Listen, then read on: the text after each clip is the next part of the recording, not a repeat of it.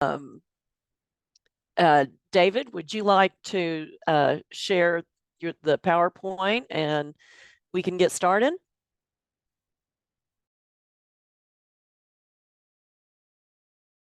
The answer is yes.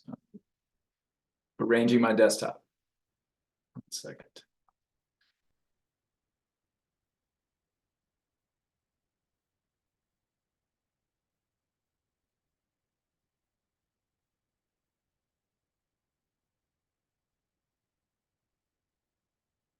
How's that look? What a great PowerPoint. Who did that? Not it.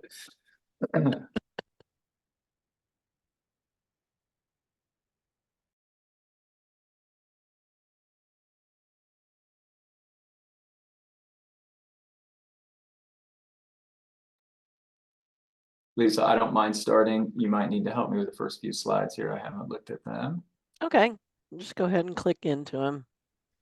All right, this is our usual housekeeping, and make sure that your name is showing on the screen.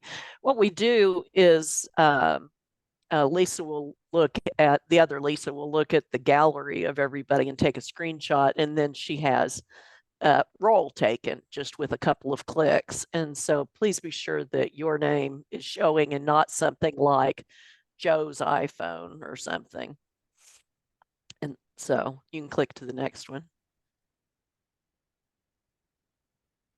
Now here's our agenda for today. We're going to start with a presentation with Dr. Bard and some analyses by Andrew Peters. And we're going to change up the order here just a little bit because our person going first sent an email, and she's had a family emergency, but she's going to be able to join later. And so she'd like to go last. And so, Amy, that means you'll be up first, so you can get prepared for that in about an hour. Then we'll take a break, and then our next two presenters, well, actually, Oklahoma City Schools will be second. So Yolanda, you'll go right after Amy, and then PCCT. So Stacy and her crew will present, and then Jade will present for North Care. Then after lunch, we'll have a little talk from Kayla Woodbury. Then I'm going to be talking about social determinants of health. And then we'll have breakout sessions in the afternoon and so forth. So we'll talk more about that then. Kimberly says she's only seeing the right half of the PowerPoint, but I'm seeing the whole thing. Is anybody else having any trouble? Okay, I think it's on your end, Kim. Lovely. Okay, thank you. Okay. That's usually how it goes. So yeah. Okay, David, if you would please click through 2 times. That's tomorrow's schedule. Yeah, there you go. So you're up. I'm up. Okay, these ones I did look at. So welcome everyone. It's great to see friendly names and faces. And this is one of our favorite times of the year, learning sessions, to hear from you and the progress you've made with your PDSAs.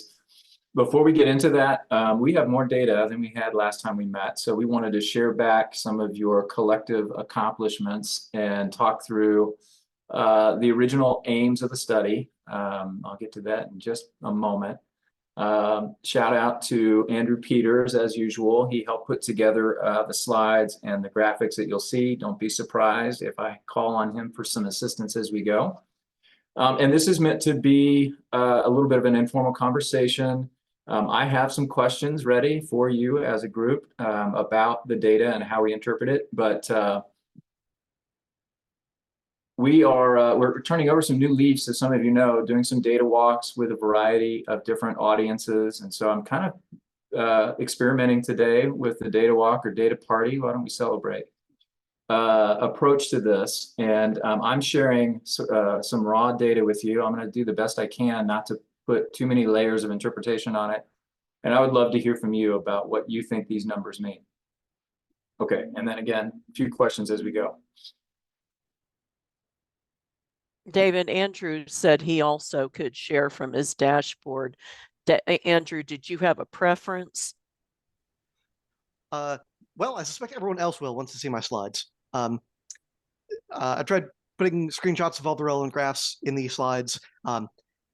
And there were just tons of them, so I tried consolidating them, and that meant putting multiple graphs on the same slide. It would probably be easier once we get to those graphs if we just switched over to my screen and I can share the actual dashboard. Okay, all right. You can open a copy of the PowerPoint if you want, so you can see the order they're in, if that would be helpful to you. I think I've already got my dashboard up as is. I've got it up in front of me right now anyway. Okay, thank you.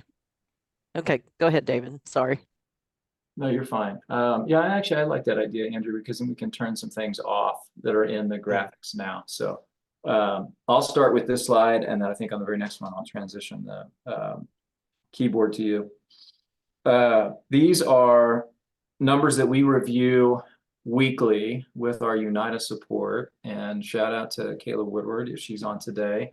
I think she is, for putting this slide together and for her constant attention to all of our needs and for hopping on those calls with us once a week to give us the latest counts. At the very top of the list, we have referrals managed and closed in 30 days. We looked at a similar version of this back in January at our last learning session. You can see that relative to the most recent report we had received, the numbers were down just a bit, 5%, but we're still at hovering around 75%. We've been above 80 several months since we started this project. So we think that this is relative success, but again, trying not to layer too many interpretations on this. In terms of definitions here, I might actually have to call on Kayla for the precise language, but referrals that are managed or closed in 30 days. So a referral comes through Unitas, and then something is done with that referral, so it's acknowledged in some way. I believe that's where we get the managed or closed, but Kayla, correct me if I'm wrong there. As long as it's been touched within 30 days and some acknowledgement has been relayed back to the referral source, that's a success. And you can see that 75% of the time, roughly, that is happening. Needs action status, greater than 7 days. So if it's sitting there for 7 days without any action whatsoever, those are the ones that we are concerned about. Let's see, needs action status greater than 7 days. Yeah, I might need some help with this. I have thought about the 83% as being successful, but maybe that is 83% of these that are longer than 7 days. Lisa? My understanding, and I don't know if Tabitha is here to correct me, but my understanding is that this is beyond the acknowledgement, and so they may be waiting for release of information form or whatever. Okay. My eyes had always flipped that inequality the other direction, but I think that makes sense. It does take a while for those release of information forms to get uploaded, relayed back. So the majority, it looks like, of our referrals, it takes more than 7 days for that to happen and for the action status flag to be lowered. Right below that, you see referrals that are pending a consent. If that's lasting longer than 7 days, you see that one is lower. We're only at 15%. Total number of LASSO referrals that show up in Unitas, we'll come back to this one in about 15 minutes or so. You can see that we've had 92 in the database as of last week. So these are referrals to LASSO in Unitas. Sooner Start referrals, we've had 63. We've only had one program focus on PCAP to date, so you don't see that present, but that will change the next time you see this slide in a learning session, as so many of you are shifting your focus to that program for your third and final PDSA. Total number of referrals in the system as of last week, 166. And then you see the top referral sites to date at the bottom, again, as they're reflected in Unitas. So we see the Oklahoma County C1 program with 40 as of last Thursday, PCCT with 35, and C1 Tulsa with 33. Questions about these numbers before we move on? So this is the 10,000 foot overview. I'm about to show you the 5,000 foot overview next. We will break it down and look at county by county, and in some cases program by program, model by model, I should say, what the numbers look like. We plan to address the top 3 aims here. The 4th one is still a work in progress, but just a refresher here at the top. We were interested in increasing the number of referrals that come back to you all as home visiting agencies from our referral network partners, from LASSO, Sooner Start, and PCAT. We dug through the ETO system to see what history had to say about referrals coming in that direction. You may recall that there wasn't a lot of activity there that was well documented anyway, so the bar was relatively low here. We arbitrarily we set a benchmark of 25% increase annually, and we'll show you what that looks like here in just a moment as well. The second aim is the one that we've focused on more than any other, and it is number of referrals leaving your shop and heading to those referral network partners. So going in the opposite direction there. Somewhat arbitrarily chose a 30% benchmark here to see an increase while this was your focus for a PDSA. The third aim was to close the referral loop, and this is one of the major advantages of moving to a system like Unite Us, that you can actually communicate with one another online in real time, virtually in real time. And so we have been monitoring that now that we're getting data dumps from Unite Us, and so we'll show you that data for the first time today. It's sort of been buried, I think, in the background of your common measures dashboard, but we're going to shine a light on it here in just a minute. The fourth aim that we will definitely spend a great deal of time on when we meet again for the fourth learning session is to increase retention of clients, particularly among groups facing care inequity.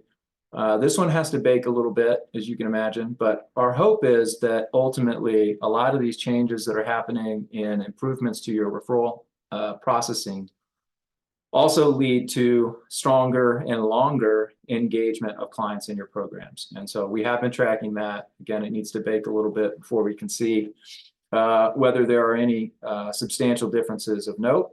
And we'll spend quite a bit of time on that when we meet again in September. Okay, I'm going to shift the steering wheel over to Andrew, and you're going to see, why don't we start in that same spot, if you would, Andrew. So count of referrals from Sooner Start coming to home visiting programs by county. So we're not breaking this down by model just yet, in part because there have not been a ton of referrals historically, at least documented, in the system coming from Sooner Start back to home visiting. You do see in this particular instance a flurry of activity, probably not coincidentally, starting around the time of our project. Now, it predates the Unite Us go live. And let me explain what each of these lines mean here in a minute, and then I'll come back to it on every slide, but stop me as we go if you have any questions. Here you see a blue, a green, and a red line, right? And you may have to squint a little bit, but there are points on each of those lines, little circles. Those circles reflect, in some cases, month-to-month variation. That's true of the green line. The blue line that you see is a monthly average taken either over a year or over an action phase period. And for the most part, our action phases for this learning collaborative have been about 4 months in length. So we're looking at the average number of monthly referrals over a 4-month period. That happens out there on the far end, and you see that those lines, those flattened blue lines, those stair step, if you will, stair steps, are a lot shorter at the far right end of the graph. The red line represents our goal, and we just went back in time and tried to estimate, okay, what would the goal have been year to year based on this somewhat arbitrarily selected 25% increase over time. Now, if there were 0 referrals coming in, you may see this in a footnote on this graphic, or maybe not. If 0 referrals were coming in, Andrew, you'll have to help me. We have an algorithm in place so that there's some sort of increase set as a benchmark. Yes. So if none, again, this red line here that I'm kind of blinking at you is the goal line. So it is the previous 12 months time plus, I believe, 25%. If the previous 12 months was 0, we had a minimum of 1 per year. So the minimum goal is the minimum that this red line generally hovers around is 0.083, which is 1/12 or 1 for that 12-month period. Okay, thank you. So the red line is based on data from the year prior. So we always go back in time 1 year, and then we forecast, okay, if we were to meet our benchmark, which means match last year's performance plus 25% higher, what would we need to hit? So the red line is what we're aiming for with this PDSA. The blue line is what we actually accomplished in terms of monthly averages over action periods. So I'll just narrate through this one. The other thing I should highlight here is right now you're only looking at Oklahoma County data. You can see maybe faded in the top right-hand corner there. Tulsa can be reflected. Maybe turn one of those on for us if you would, Andrew. So Andrew has turned off some and turned some on. When you get these common measures dashboards, you may not realize that this is a functionality, but you can turn on and off all of these lines so that you are only viewing the ones of most interest. So by way of example, here we see Tulsa County's goal yearly, which is the gold line, and then Tulsa County's real yearly, we might need to change that label. This is monthly average for a year or an action phase. Okay, let's go back to the Oklahoma County data. Again, these are Sooner Start referrals coming into home visiting agencies only in Oklahoma County.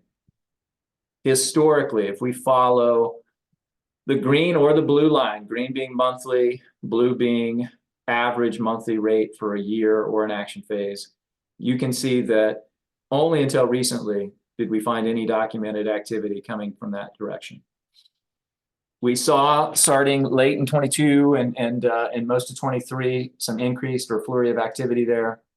During the action phases, we have fielded, at the time that these data were put together, we had fielded 1 referral, at least as documented in ETO.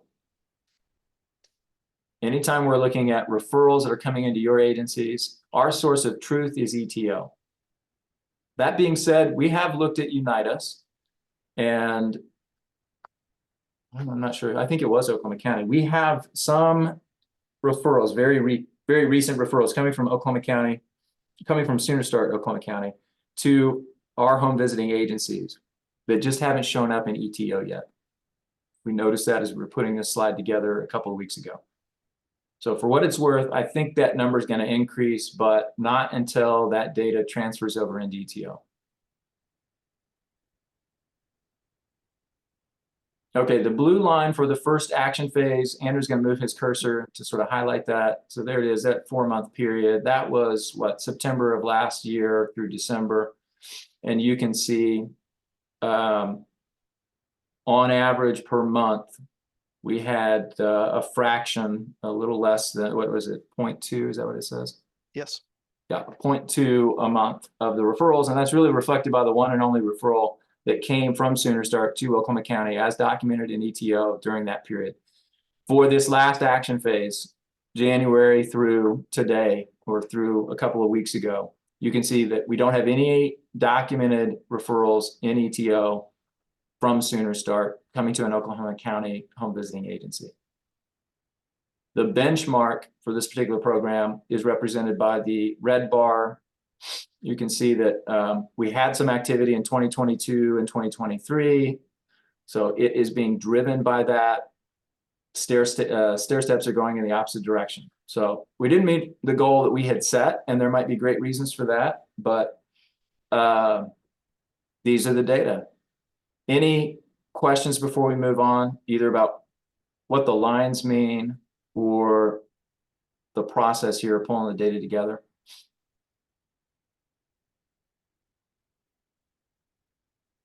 Let's take a look at Tulsa County next. So we'll turn off all the Oklahoma County lines.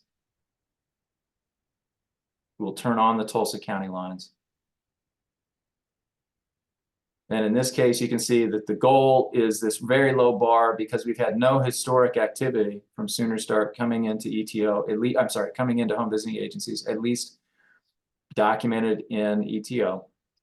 And we have yet to see that change during this learning collaborative. Any questions about these data? Okay, let's move on and look at referrals coming from LASSO to home visiting programs. We'll start with Oklahoma County.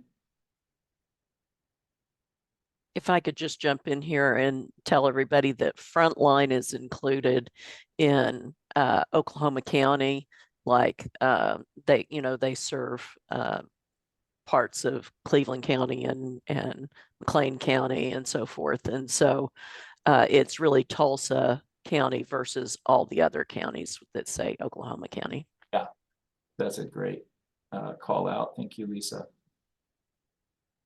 Okay, historically, you can see if you follow the green line here, we've only had one referral that's documented in ETO coming from legal services, broadly speaking, to home visiting. Now, there may be other referrals coming from some legal aid or other legal service agencies, but as best we can tell in ETO, we've only found one. So the benchmark is relatively low, but to date, we haven't seen much activity coming in that direction. To be fair, this has not been a major focus of ours for the Learning Collaborative. We've done a lot of awareness of what home visiting has to offer. And maybe this is something we can convince our LASSO folks, some of whom might be on today, to help us with in the final action phase of this particular project. But to date, for Oklahoma County, we're not seeing any referrals from LASSO coming back to your agencies. Let's turn on the Tulsa County lines. I think we get the same story here. Yeah, much like we saw for Sooner Start, we're not finding any documented referrals coming from a legal service agency to home visiting historically or during the Learning Collaborative. Okay, we do look at substance use. I know, again, most of your programs have not focused on sending referrals to PCAP yet, but we're curious to see if any referrals from PCAP or other substance use services are coming back to you. And do you want to flip the tab to substance use services?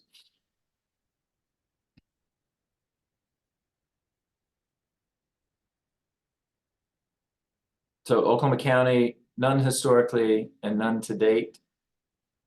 Tulsa County is interesting. We see some, but they're most ancient history at this point. 2017, 2018, 2016 even. We saw a flurry of activity. Andrew, I should have asked you this before, but do you know where those referrals are coming from exactly? I'm afraid I don't. Okay. I mean, these are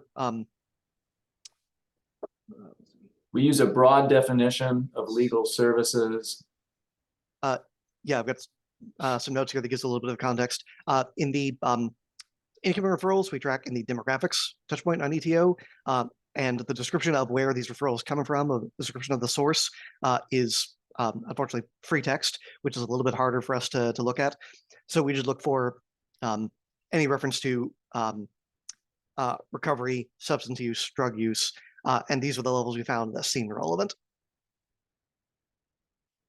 So OKC, methadone clinic, women in recovery program, a few different spellings of women in recovery or program, or counseling and recovery services of Oklahoma.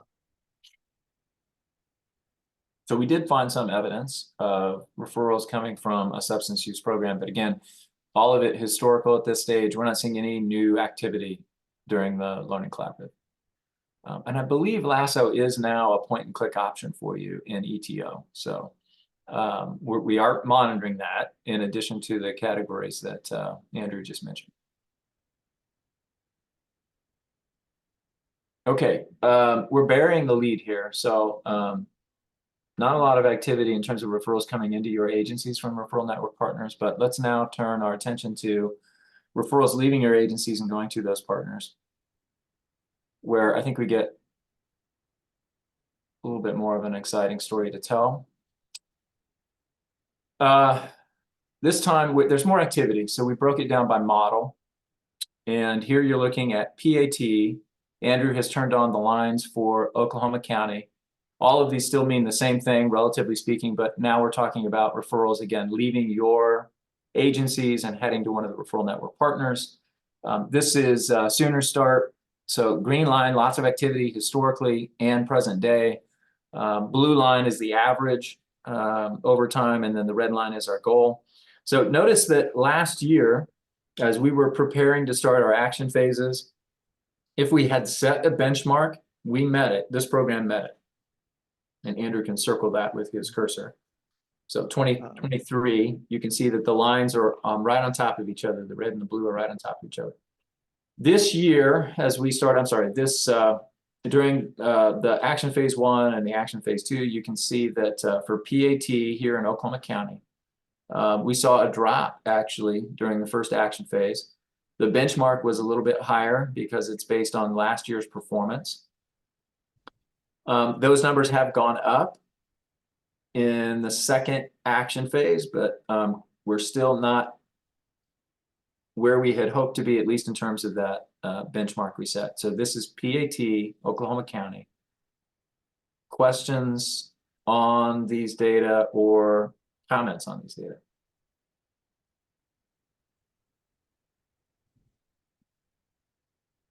Okay, let's look at Tulsa County.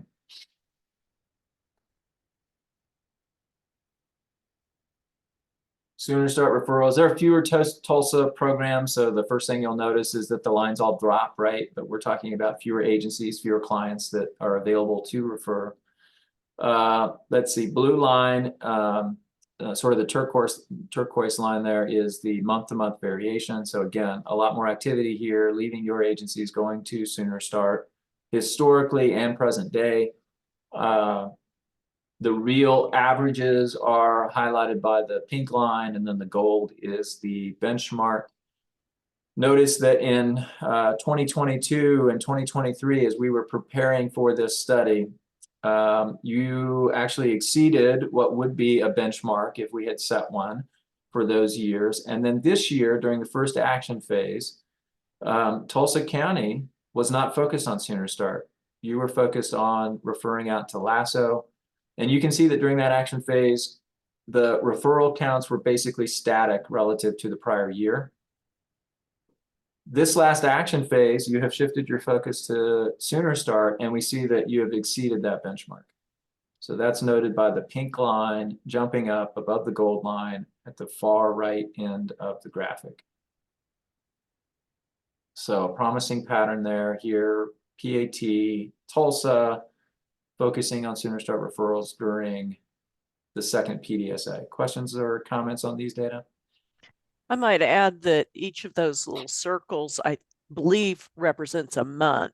And so you'll see that that yellow-green line or brown, whatever color that is, that one, what color would you say? The ugly green is what I would call it. That one goes out to the end of the year. So that's why that line is out farther than the other two. Yeah, this one extends out to the December of 2024. And it says December 15th. That's just kind of how we clump months together. Just every date in July is going to be labeled as July 15th, for example. That's just how we clump these data together by month. It's also worth mentioning that in the case of the the outgoing referrals, we are looking at data both from ETO and from Unitas data for these graphs. So this is ETO and Unitas both. Thank you, Andrew. I meant to say that before. That's right. So unlike the incoming referrals to your agencies where we only focused on ETO, our presumption there is that if it's a client that you're actually serving, that should show up in ETO. For the outgoing referrals, we looked at a combination of ETO and Unitas. More on that in just a minute. Okay. And for those referrals coming into home visiting, the place that we lack data are referrals that came in, but the clients didn't qualify, so they may never have showed up in ETO. Yeah, we looked at Unitas. I was hoping to get that added into the this program or these graphs before the Learning Collaborative. And I was looking at the incoming referrals from Unitas. There were about 6 or 8 total. And when I filtered down to just those that had definitely been accepted to ETO, there were 3, 1 into Parent Promise and 2 into North Care. So there just wasn't a whole lot to look at from that front, I'm afraid. And we found one of those in ETO, but the other 2 have yet to show up.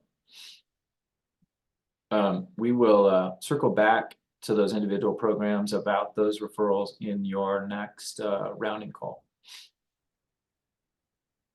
Okay, let's move on to look at Safe Care.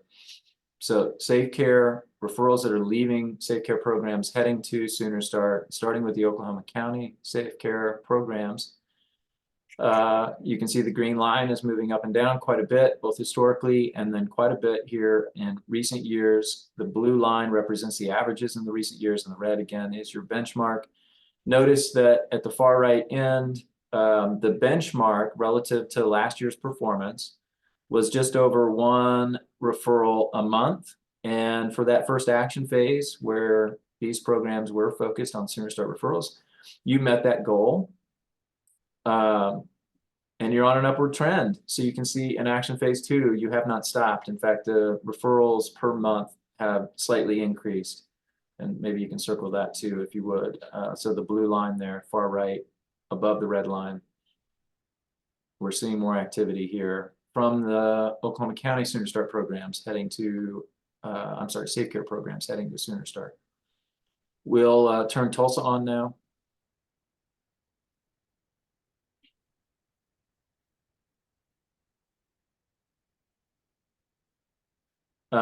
Only 1 program, right? So fewer clients to refer out. You do see some activity there historically. We see some more recent jumps on the far right of the graph.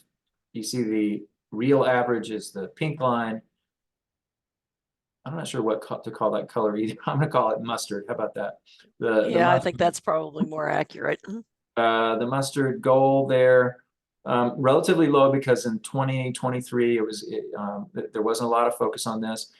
First action phase, we're talking Tulsa here, so you were focused on LASSO, you weren't focused on Sooner Start, so hadn't met this benchmark yet. But this last action phase, you have been focused on it, and we do see on average more referrals coming in relative to the benchmark. So both sets of Safe Care programs, Oklahoma County and Tulsa County, exceeding the benchmark in the second action phase. How about C1?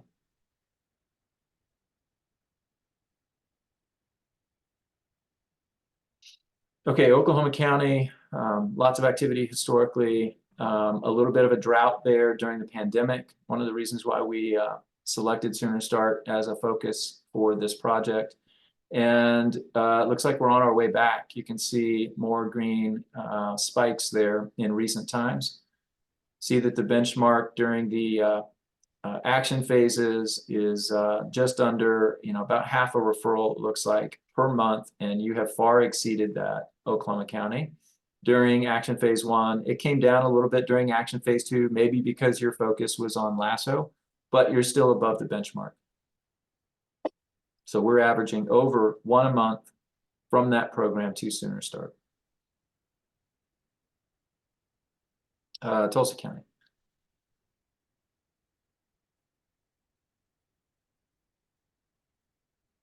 Tulsa County, similar pattern here, a little bit of a drought there in the pandemic years, and it looks like we might be on our way back. We see that with the pink line starting to rise again, and you'll notice that during the first action phase, just below the benchmark for this year, but your focus was actually on LASSO during that action phase.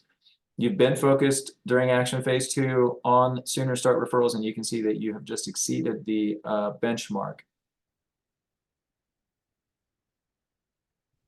So it seems promising here for Sooner Start activity. The vast majority of the programs, or the models, I should say, in each county during the action phases where you're focused on Sooner Start, we're seeing you meet or exceed the benchmark that was set. Let's transition to LASSO. Lisa, can you remind me when my time is up? You're doing well. It's 10 o'clock is when your time's up. Okay, here we are at Lasso, again, data from ETO and Unitas combined. And we're looking at unique referrals here that leave your agencies and are fielded by Lasso. We've had some historic activity. A lot of that we think was not Lasso, but was some sort of legal aid service. And you can see that in the year leading up to the first action phase here in Oklahoma County, you had a little bit of activity. So the benchmark was roughly, I don't know, maybe hover over that if you would. Andrew, what is it during action phase 1 there? Yearly average, or the goal is about 2.6. 2.6 a month. Okay, so that's actually quite a fairly hefty goal to meet. And you can see that in action phase 2, where you did shift your focus to Lasso referrals, you about doubled that mark. So you must be averaging about 5 a month. So kudos, Oklahoma County PAT programs. Lots of Lasso referrals leaving your shop during this second action phase. Tulsa County.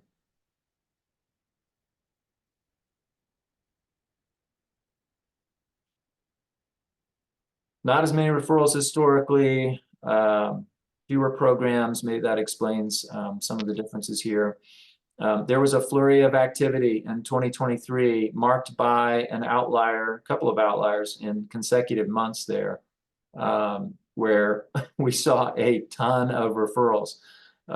This puts you at a disadvantage during the action phases because it sets the benchmark really high.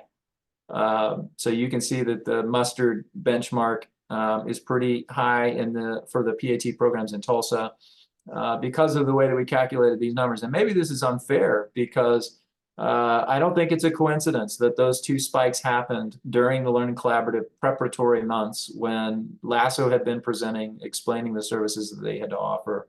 You didn't have the luxury of submitting those referrals through Unitas, but clearly focus had shifted and you were taking advantage of these services. Those referrals have died down a bit, perhaps because you had already sent referrals on the majority of your clients to Lasso if they needed it. But pleased to acknowledge that they certainly have not ceased, and you're still seeing some substantial referral activity here during action phase 1, where you were focused on Lasso. You can see that 4.6 on average a month referrals went out to Lasso. Second action phase, of course, you have shifted your focus to Sooner Start, but we're still seeing more activity relative to history. Okay, let's focus, shift to Safe Care.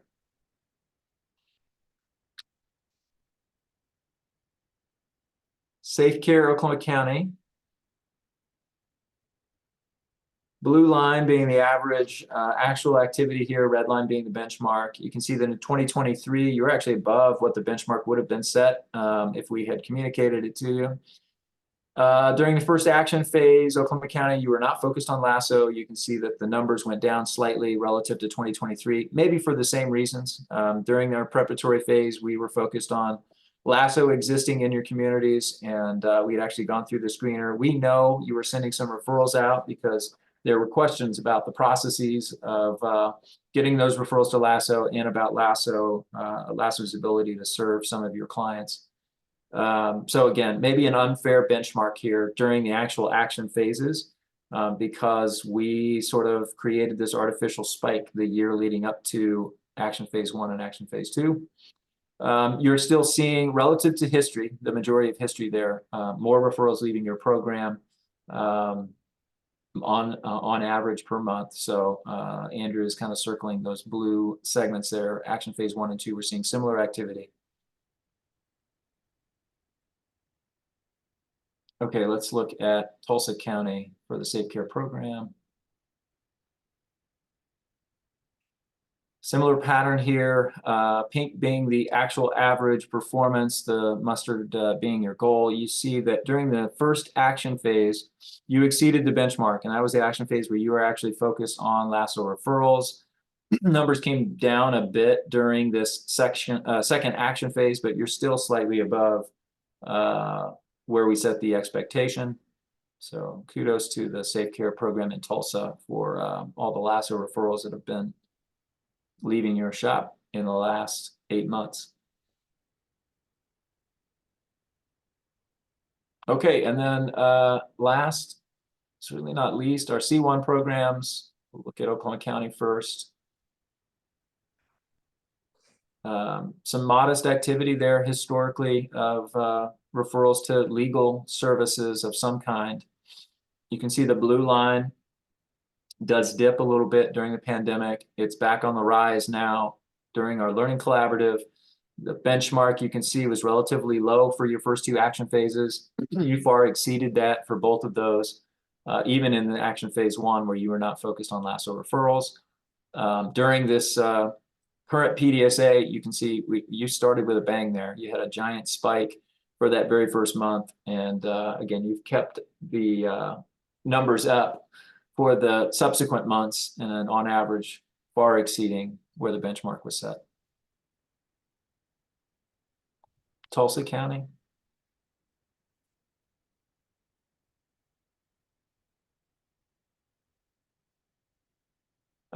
Similar modest activity historically, a little bit of a dip during the pandemic, but clearly on the way up with some really large spikes here of late, including 2023, where again, we may have unduly affected our benchmark for the action phases, but you have maintained steady increases in your LASSO referrals.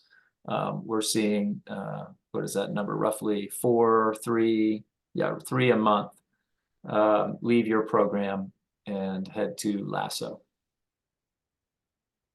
So we think this is a positive sign on the whole for the second aim here, which is the primary aim of the study, getting referrals from home visiting agencies successfully to our referral network partners. PCAP is next on the list. We'll spend a lot of time this afternoon talking about your third and final PDSA, and we'll have that data to complement your LASSO and Sooner Start referrals at our next learning session and on our monthly calls in between.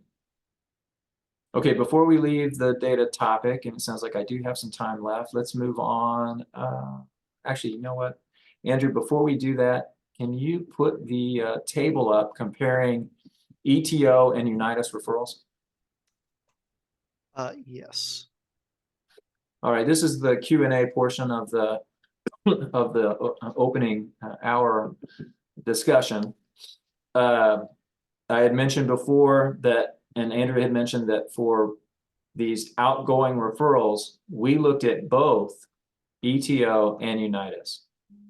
Our hope and desire was that these would tell us the same story. But as you can see in this table, or as I'm about to explain, that wasn't always the case. So starting at the top, that very first Oklahoma County roll that you see, the total number referred to Sooner Start from either ETO or Unitas during action phase 1 was 31. So if we found that in ETO and we found it in Unitas, you would see in the next 2 columns 31 show up. But you'll see that for ETO, we're finding 19 during that action phase, and in Unitas, we're finding 13. So that indicates there are some unique referrals that live in only one of those systems. So we actually have separate data by program with case numbers.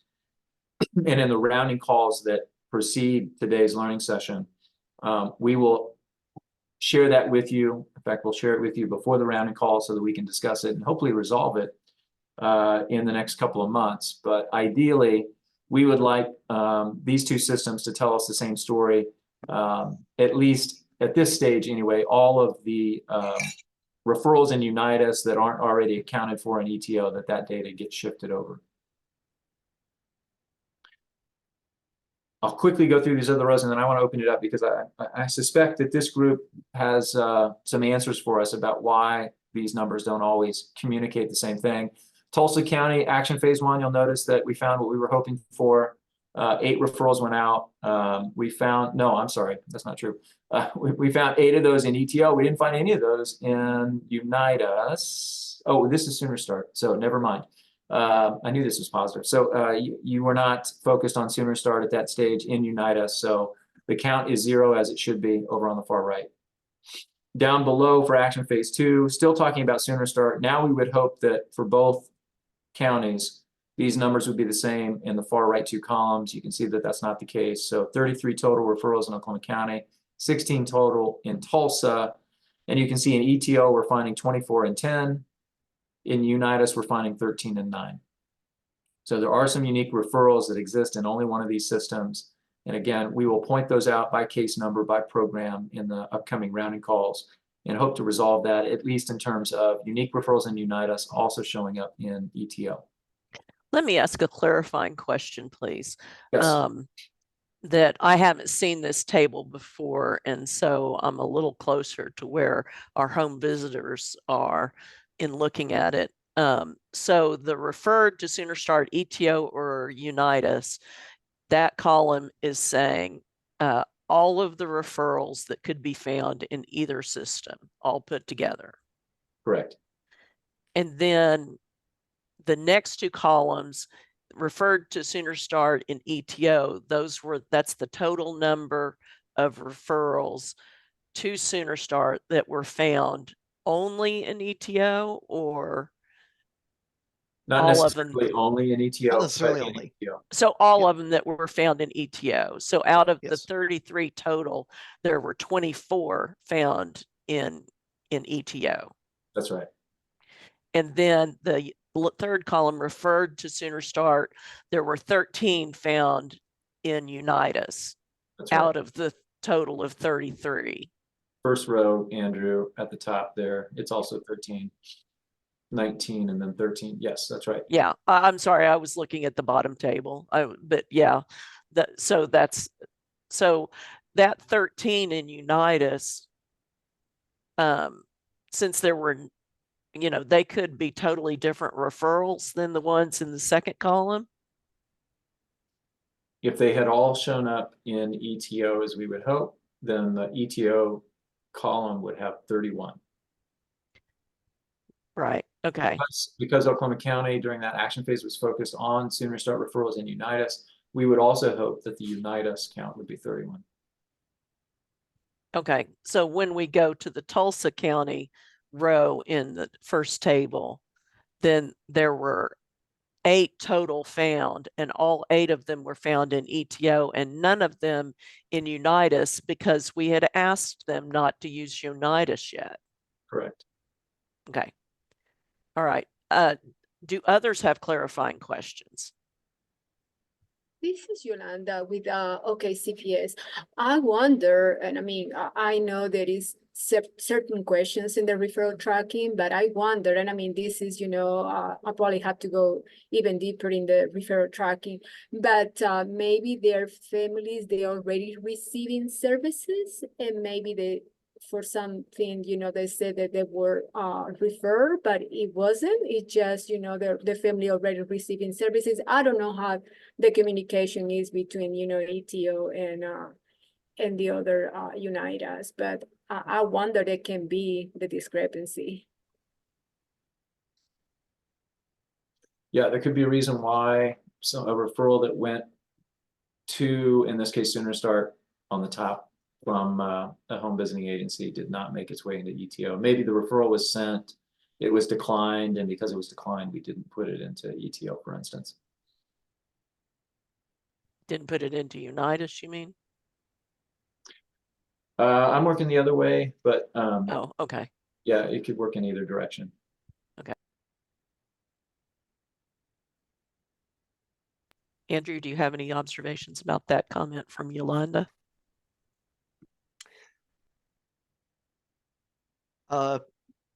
Maybe half of one. I'm trying to remember. If already receiving services is one of the options on the referral out tracking touch point. I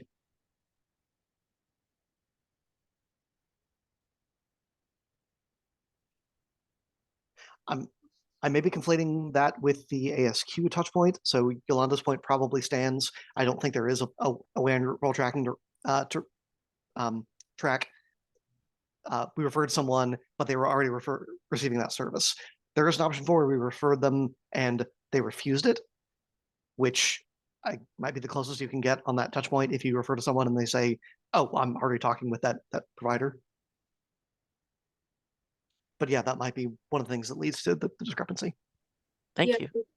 And I say that because, for example, when we do, and I open one of the referral trackers so I can see exactly the questions. But so for us, excuse me, if the ASQ is, is in the monitored range or is, the child is at risk, but the child is already receiving services, we make a note.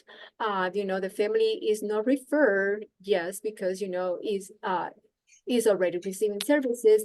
And when we go to ETO, we just said, this is ongoing. So we don't know, we still open a referral tracking, but we said that is ongoing because the family is receiving services already. It's not a new, I would say, referral.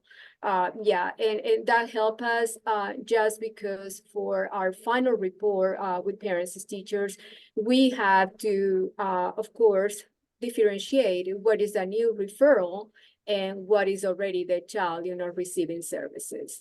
Two different questions. Thank you. That's good context.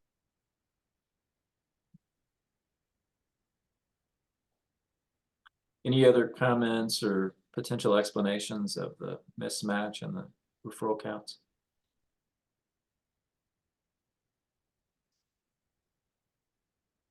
Okay, and as I said, in just a few weeks, your supervisors will receive feedback from us on the actual case numbers that didn't match up. And at that point, I think we can probably disentangle how this is happening and have better answers for the group when we meet again in the June monthly call.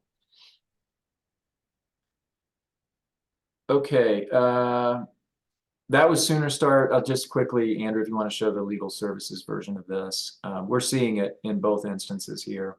So these are referrals leaving Oklahoma County and Tulsa County heading to LASSO, action phase 1. Now, the only program focused on it would have been Tulsa County, so we would not expect Oklahoma County to have any in Unite Us, and we didn't find any there. For Tulsa County, you can see there were 57 total referrals. Not all of those showed up in ETO, though. Only 39 did we find in ETO. We found a total of 20 in Unite Us. Down below, action phase 2, everybody is focused on LASSO. 59 from Oklahoma County during that period, 34 from Tulsa. Not all of those showing up in ETO. Not all of those showing up in Unite Us. So we'll split it up in the same way. Case numbers and referral network partners by program, and see if we can make even more sense out of this before the end of next month. All right, before I see the microphone, I wanted to show you some of the data that correspond with AIM 3. AIM 3 being utilization here, hopefully, closing the loop of communication. So many of your PDSAs have been focused on not just sending the referral to our network partners, but also receiving some confirmation back from those partners that services were initiated. So we're looking at that. We are using both ETO and Unite Us for this as well. Here you see some line plots by year and split up by your models, C1, PAT, and SafeCare, including Oklahoma County and Tulsa County together. Let's go ahead and look at it by county. Yeah. So here we are with Sooner Start utilization. The denominator for each one of the circles that you see are the referrals that we found. So if a referral went to Sooner Start, you'll have to help me with this, Andrew. We might have excluded those that were declined or not eligible. But these were families that appeared on paper, at least, to need the service. And what's reflected is the percent of those where we've got to acknowledge receipt of that service, some kind of service initiation that took place. The blue line, again, is actual average behavior. I'm sorry, not actual average performance here. The green line is actual monthly performance, and then the red is the benchmark that was set. So for Oklahoma County PAT, we're seeing that in 2023, the actual percent utilization is around 25%. The benchmark was a little higher than that. The benchmark during the action phases dropped to around 30%. And you can see that during action phase 1, we have acknowledged receipt from less than 10% of those referrals that look like they were eligible. And during action phase 2, I know Sooner Start was not the focus, but we still had some referrals going out, and we're not seeing a ton of utilization there, documented utilization. That's PAT Oklahoma County. We'll flip over to Tulsa.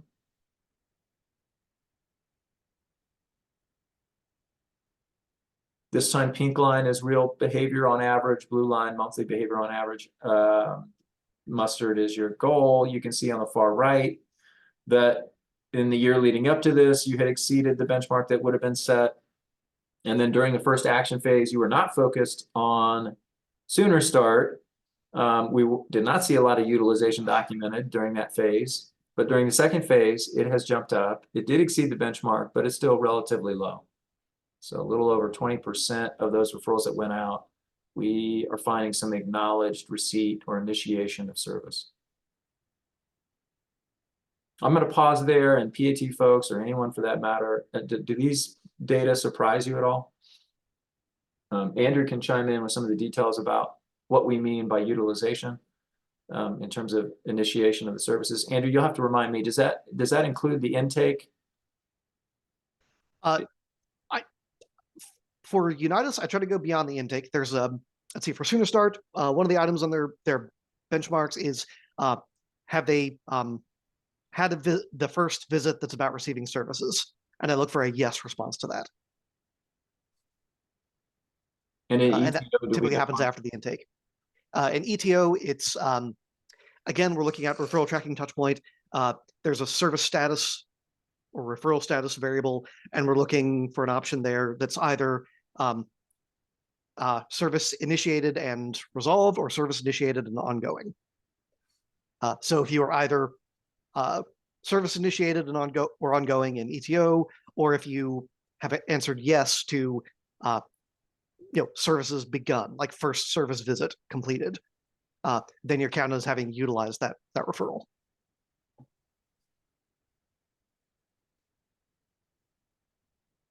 Yolanda's comment from just a moment ago is in the back of my head here, because we do know a lot of times when utilization doesn't take place, it's because the family either was referred previously, or maybe they'd already initiated some kind of developmental service with another group. So that might explain it. But here again, we are hoping in the months ahead, we can give you some case numbers on this, especially in those instances where the referral only exists in one of the systems, Unitas only or ETO only. And maybe this is an underestimate. What's controlling the size of the dots on that graph? The denominator, the number of referrals. Thank you. Let's drop down, look at Safe Care quickly. I know I'm running out of time now. Oklahoma County. We're doing okay on time. You can take a few extra minutes if you need to. Thank you. Blue line is actual behavior, right? Green line is monthly behavior, and then the red are the benchmarks. You can see that during the action phases, we are seeing the goal being met for the first action phase. Now, this is Oklahoma County, so the focus was on Sooner Start, but we're still only hovering around about 25% of those referrals with some acknowledged receipt. During the second action phase, maybe it's just too soon, right? Referrals have gone out, and we're still waiting for services to initiate, or at least the documentation of that to appear, but no utilization documented, and below the benchmark for the second action phase. Let's flip to Tulsa.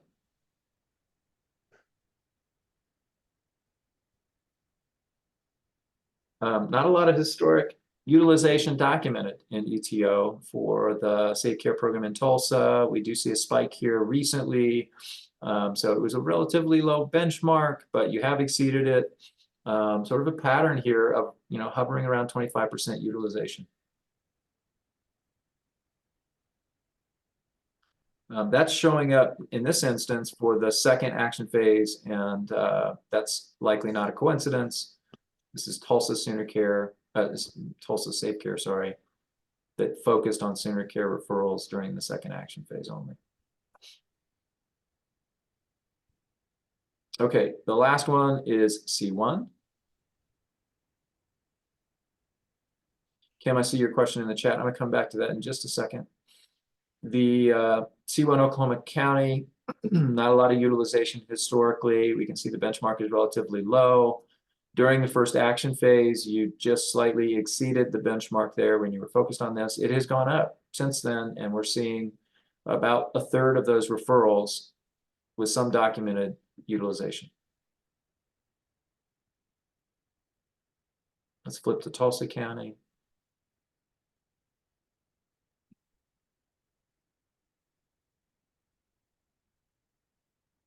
Similar low documented utilization historically. We do see a spike here. Not a coincidence, we think, that it happened during the second action phase. It exceeded the benchmark, but the benchmark was low, and it's our favorite number here, 25%. So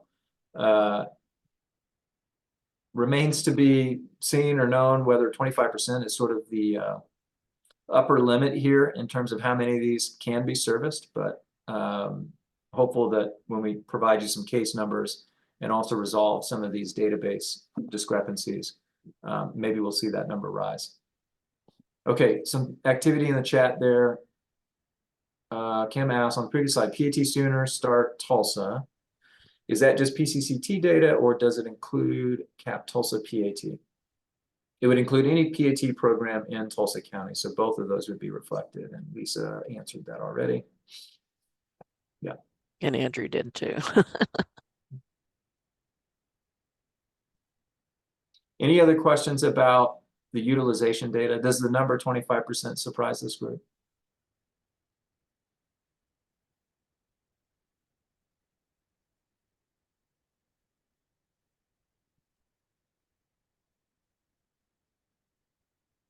Let's take a quick poll of everybody. Let me set that up.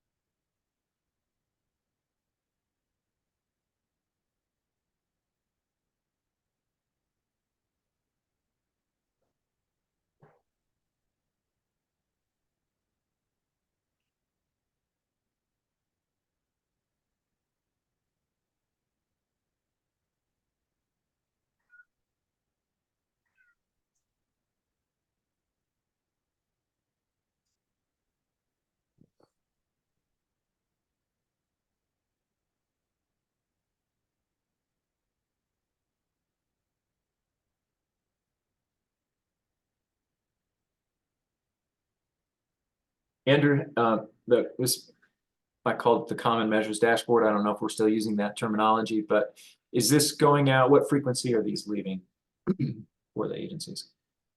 Has it yet? All right, if everybody vote on this poll.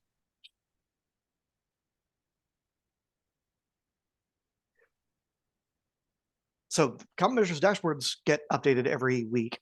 Asking about how often this gets updated, because this is new stuff. I update it about as often as we have learning collaboratives. Okay, that's right. This one is new. This is one I think we ought to maintain and circulate in between, and maybe at least once a month, if you want to put that in the rotation. Sure. Okay, I think we've settled in here with, no, we've still got a few people voting. So if you'll vote on the poll question, make sure everybody's voted. Okay, it's coming back about 70-30%, that about 70% of people are surprised. Okay, then my next question is it too high or too low? I'm surprised and would think that it's lower, but. Let's hear from some people who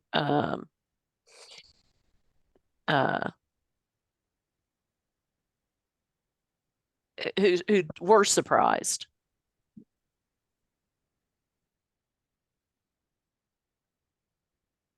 Does that seem like a low figure or a high figure to you?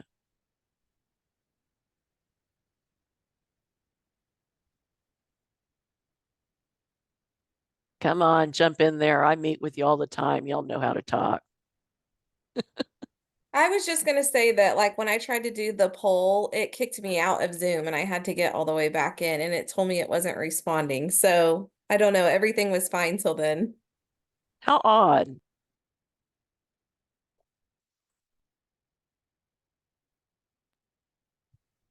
Chris, So if dodge the question there, though. Are you surprised by that count?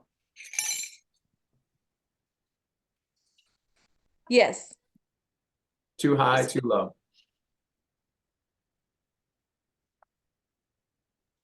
is it lower than you expected?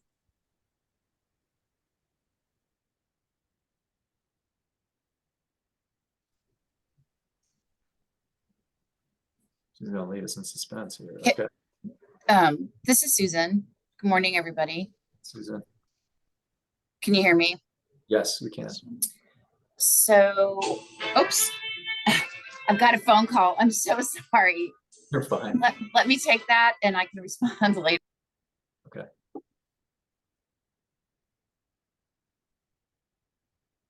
Okay, well, we can, as I said, send you the case numbers and hopefully have a more definitive response by the end of next month when we have our June monthly call.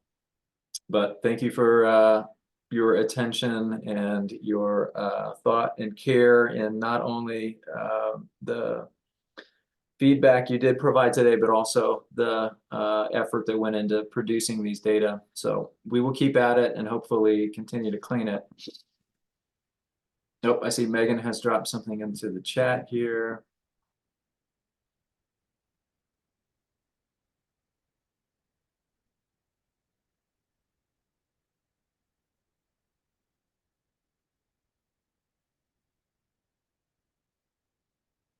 Okay, so there's some subtlety about what you're recording as a refusal because of there may be a delay and getting some support elsewhere or from the home visitor themselves. Yeah, no doubt there's some nuance in each one of these referrals. It's difficult to reflect that with the point and click options you have in either of the database locations. So again, I think we'll have a fuller story to tell in the months ahead when we start to dive into case by case. What do these numbers mean?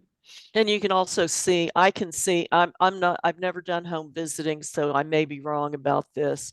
I could imagine with the daily concerns that arise with each visit and what needs to be the focus of that visit, that if I were a home visitor, I might not have the opportunity to go back and record that services started because some other issue may have come up and taken precedence. And so, and then time goes on and you know, it doesn't come up as an issue anymore because you know that they're receiving services. So there is, I think David's right, there's a lot of nuance in this. And I don't mean to single out the home visiting agencies either. So these are numbers we are sharing with your referral network partners as well. For those that are logged in Unite Us, if there's no documented receipt of their services, that shows up as a 0 here. So it could be from the other direction as well. You're still waiting on that documentation to arrive. True. This is Yolanda again. I also want to bring it up that we refer families, I mean children in this case, to Sooner Star. I'm sorry, not to Sooner Star, but they're older than 3 years old. We refer to a different place, so that can be also, you know, that we have more referrals for, you know, ASQs being at risk, but if the child is older than 36 months, we usually refer to the school system of child guidance or other resources. So that might be also a little bit of discrepancy. Thank you. All right. Thank you, David, for all this presentation and explanation. And I think everybody needs to thank Andrew because he always works hard, but he just worked like a dog the last couple of weeks to get all this done. And so thank you, Andrew. I'm so glad it was you and not me. Thank you. Yeah, I may have skipped the lasso utilization counts, but we Oh, will did you want to circulate go this on to back that? unless time permits. I think you can take just a few minutes because we only have 4 programs presenting today, and I think there'll be time for you to go ahead and talk about Lasso. Okay, so Didn't similar mean to rush you. calculations here, but this is for lasso. Blue being the average actual response, and green being the monthly response. Your red is your benchmark. You can see that in 2023, you exceeded the benchmark, and your activity was actually relatively high compared to the pandemic. This is PAT in Oklahoma County. We may have unfairly increased the bar there for the 2 action phases. As you can see, during action phase 1 and 2, utilization, documented utilization, has been relatively low. Even during action phase 2, where you had a substantial number of referrals that were submitted. So again, even in that action phase, we're seeing 20%, close to that 25 we just highlighted for Sooner Start. This is for Lasso. We'll flip on Tulsa next.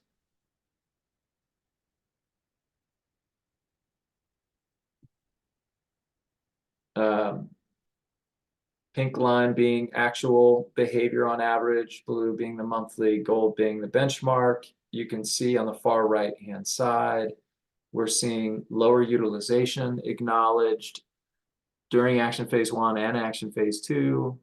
Benchmark was up in part because of really strong performance during the preparatory period of this project. But I think there's still some questions to be answered there about the cases that were not, where services were not initiated.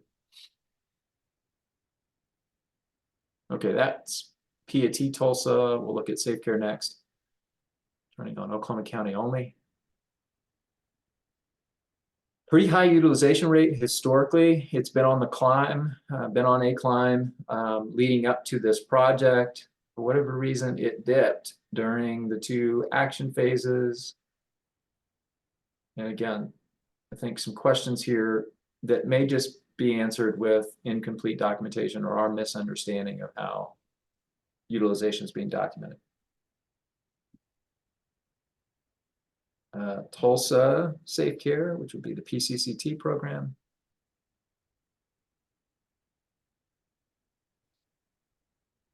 Utilization fluctuating around 50% historically, been on the decline leading up to the project. You can see that during action phase 1, it did increase relative to the year prior, exceeding the benchmark, and you were focused on it during that period. It has fallen in this most recent action period.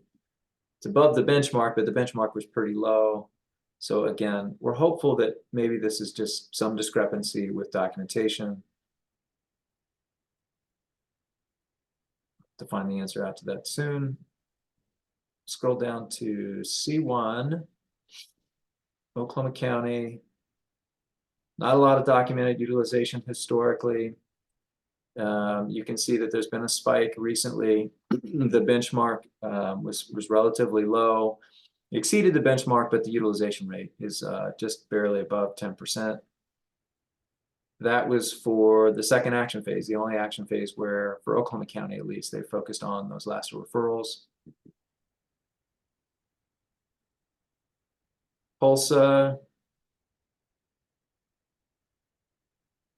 has been using Unitas for these referrals for both action phases. You can see that we did see a spike there for the 1st action phase, exceeded the benchmark that was set.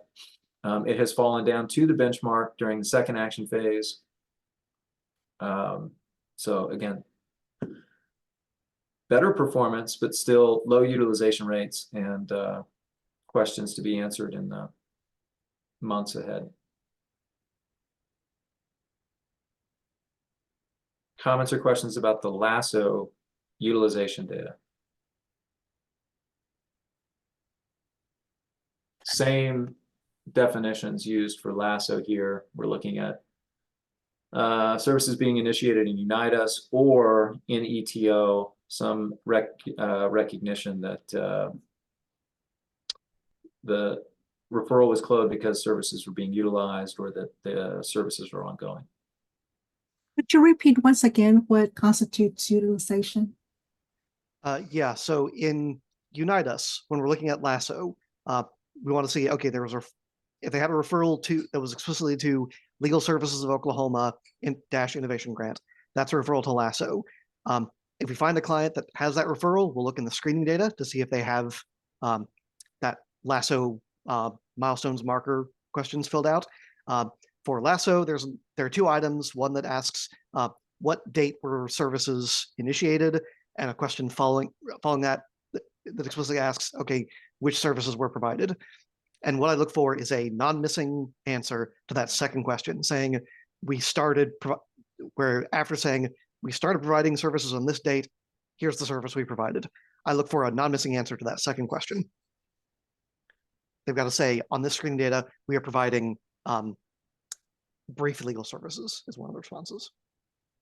Yes, thank you. I appreciate it. Well, you may not appreciate this next part because it's less clean cut. In ETO, it's a little more ambiguous. So there's a referral status that says that can take several options. The options we look for to be utilized are services initiated and ongoing or service initiated and resolved. The ambiguity there is identifying Lasso services in ETO, because in the referral tracking touchpoint, there's not an option that is explicitly Legal Services of Oklahoma. There's one that just generally says legal services. There's an option for immigration services and an option for domestic violence services. And I believe we count all three of those in the referral tracking touchpoint as a referral to legal services. So it's not as explicitly Lasso in the ETO data. Thanks for that clarification. All right, thanks again for going through all of this. Let's take a 10-minute break and come back at 10:30, and we'll start with Frontline's presentation. Thank you.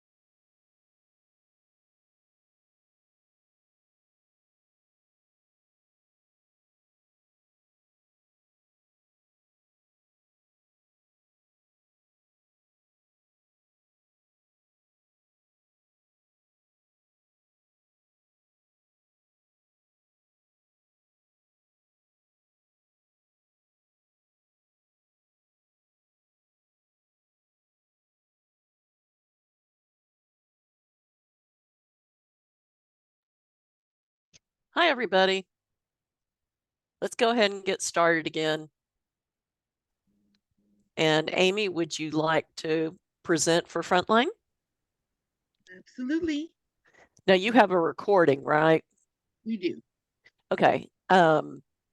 If there's sound to it, right? Yes. Okay, so when you hit share, there'll be a button that says share sound or audio or something like that, a box you have to check. Alrighty.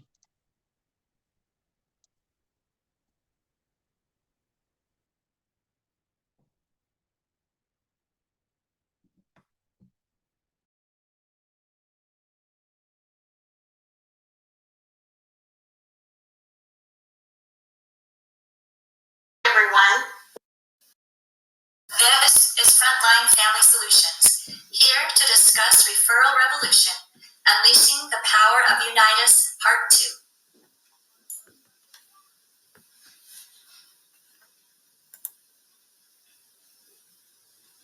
Hello, everyone. We have a new referral partner, LASSO. LASSO is a legal aid of Oklahoma.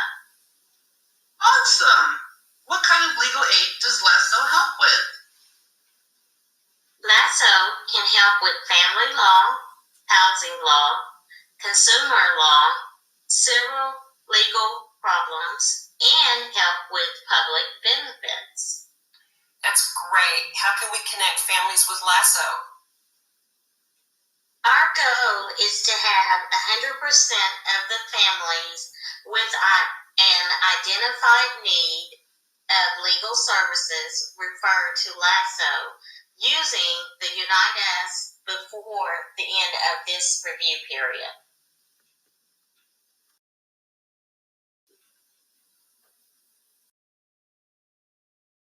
There is a touch point in ETO with a LASSO screening tool.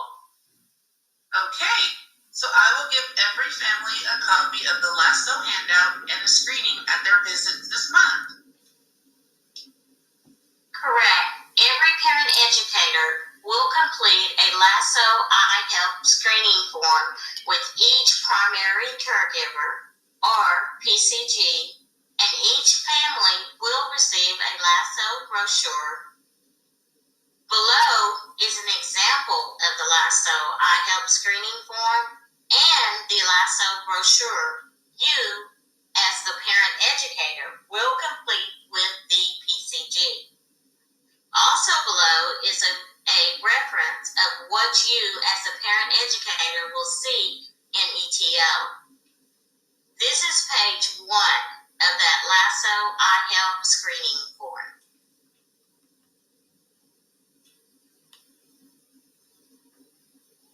And this is page 2 of the LASSO iHelp screening form. And page 3 of the LASSO iHelp screening.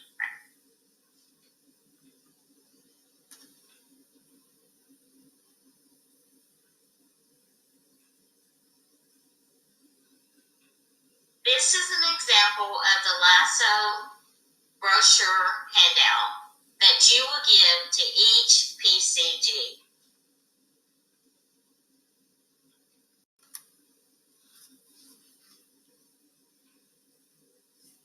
As a parent educator, this is what you will see in ETO when it comes to the LASSO referrals. Has this family filled out the LASSO screening tool? You would answer yes or no. Does the client require legal aid?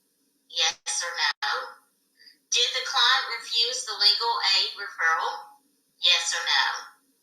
If yes, why? We would like this item to only appear if the above items is set to yes.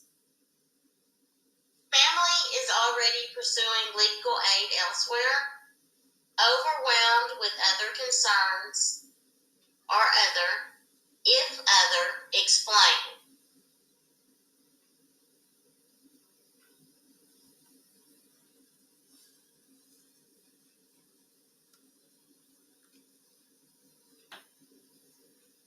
Okay, thank you. And what happens if a PCG answers yes to any of the questions? If a PCG answers yes, a referral can be made to Unitas. What you will do as a parent educator is complete the LASSO iHelp screening form with the PCG. Then give the PCG a LASSO brochure, have the PCG sign and date the Unitas consent form and our agency consent form. Once all forms are completed, you will send the forms to our agency office coordinator, who will then submit the referral in Unitas.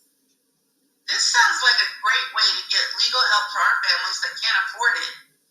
Yes, exactly. I love it.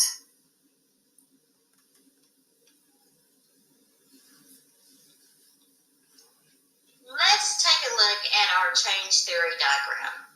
The change theory diagram shows us the process. Okay, thank you. Now I can get started at my next home visit with the Lasso iHelp screening.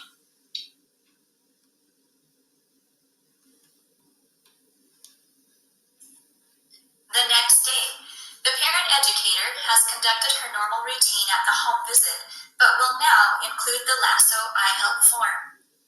The parent educator has reviewed the Lasso brochure and assisted the PCG with completion of the Lasso iHelp, and the PCG has answered yes with needing assistance.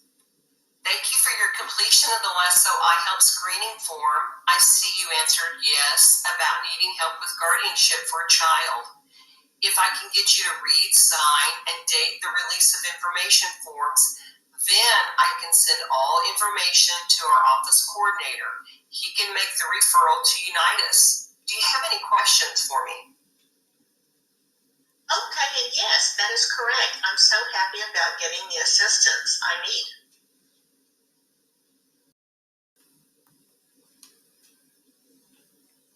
That's great. You will receive a call from a Lasso representative. Great. I look forward to hearing from someone soon. Time went by so fast. After the first home visit, the parent educator has sent all of the forms, which include the Lasso iHelp screening form, the Unitas, and the agency consent forms, to the office coordinator. The parent educator will also record information about the referral in ETO. The office coordinator has submitted the referral and has received an update and sent the information to the parent educator just to keep them updated on the progress of the referral. Now, the second home visit has come. I was sent an email from our office coordinator that your referral was accepted. Thank you for keeping in contact with the Lasso representative.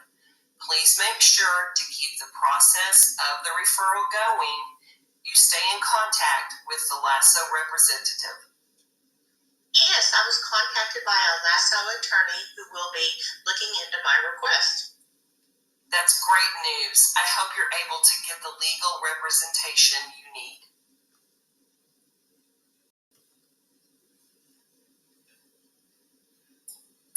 A few days later, the next parent educator has conducted her normal routine at the home visit, but will now include the Lasso iHelp form.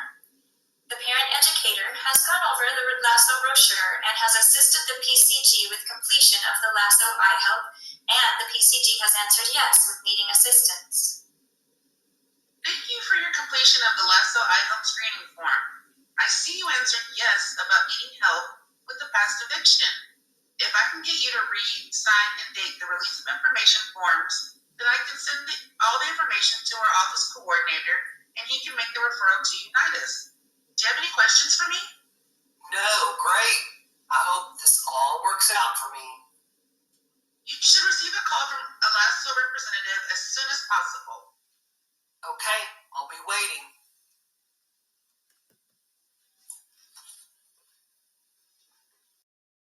After the first home visit, the parent educator has sent all of the forms, which include the Lasso iHelp screening form, the Unitas, and the agency consent forms, to the office coordinator.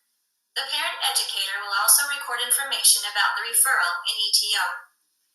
The office coordinator has submitted the referral and has received an update on the referral. On this particular referral, the Lasso representative stated that the PCG has declined multiple calls and would need to be contacted again to be able to complete the next steps. After receiving this update from the Lasso representative, the office coordinator will then update the parent educator to let the PCG know to be expecting a call and to make sure it is answered to complete the next steps. We received an update about your Lasso referral. We have been informed that you were contacted but no response. If you wish to continue the process, the Lasso representative will be in contact with you again. Do you wish to complete the process? Nah, not right now. I really don't have the time to fix the issue. Okay, no problem. Just let me know if you change your mind.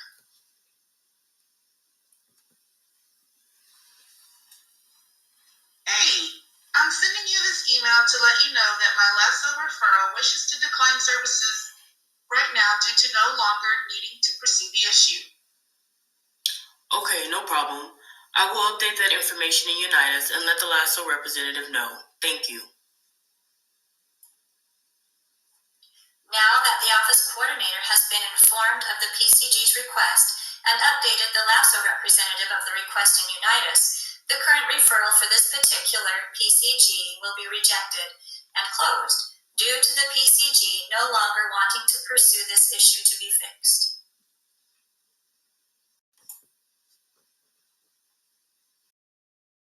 So, ladies and gentlemen, I've called this meeting to check in on all of you to see how your LASO referrals are going by the United as app. It has been a very easy process for our families to get the assistance they need. I've had 3 referred to LASO via Unitas in total. The families that I referred seem to be very happy to be able to receive assistance. I've had 4 referred to LASO via Unitas in total. I've had my first referral for LASO last week. We completed all forms, including the LASO iHelp screening form. So in total, I've had 1 referred to LASO via Unitas. It has been a very easy process to get our families the assistance they need. After I received all completed documents, I submit each document into the Unitas platform and check consistently to keep the parent educators and our supervisor informed on the process of each referral. Below is a current breakdown of our submitted LASO referrals. In total, we have submitted 8 referrals via the Unitas platform. We currently have 1 referral accepted, 4 rejected, and 3 still in review. Rejections are sometimes due to PCGs no longer wanting to pursue the issue, clients not completing the intake form sent by LASO representative, or loss of contact.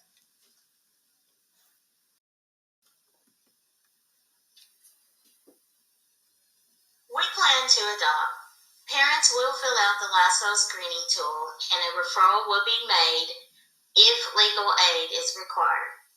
Below is a recap of our Unitas referral process to LASO.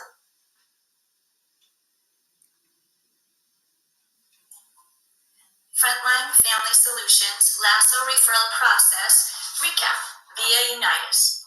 Step 1. Introduce LASO and discuss the iHelp tool with each family. Step 2. Screen families for possible need for legal services. Step 3. Obtain consent to refer to LASO via Unitas and get signature on release of information forms. Step 4. Record information about referral or referral refusal in ETO. Step 5. Make referral in Unitas as needed. Step 6. Follow up with family about LASO contacts.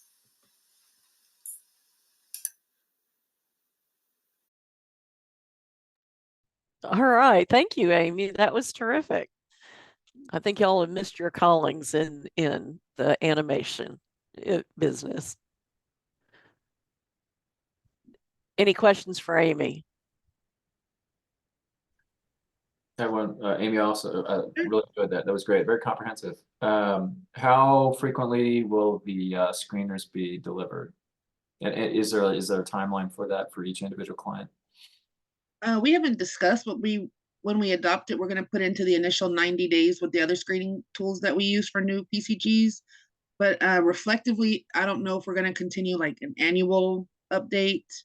That's something we'll have to still discuss amongst our team and see how we're going to implement that moving forward. All right, great. Thank you. You've got lots of kudos coming in the chat. All right. Thank you. Yolanda, would you like to present for Oklahoma City Public Schools?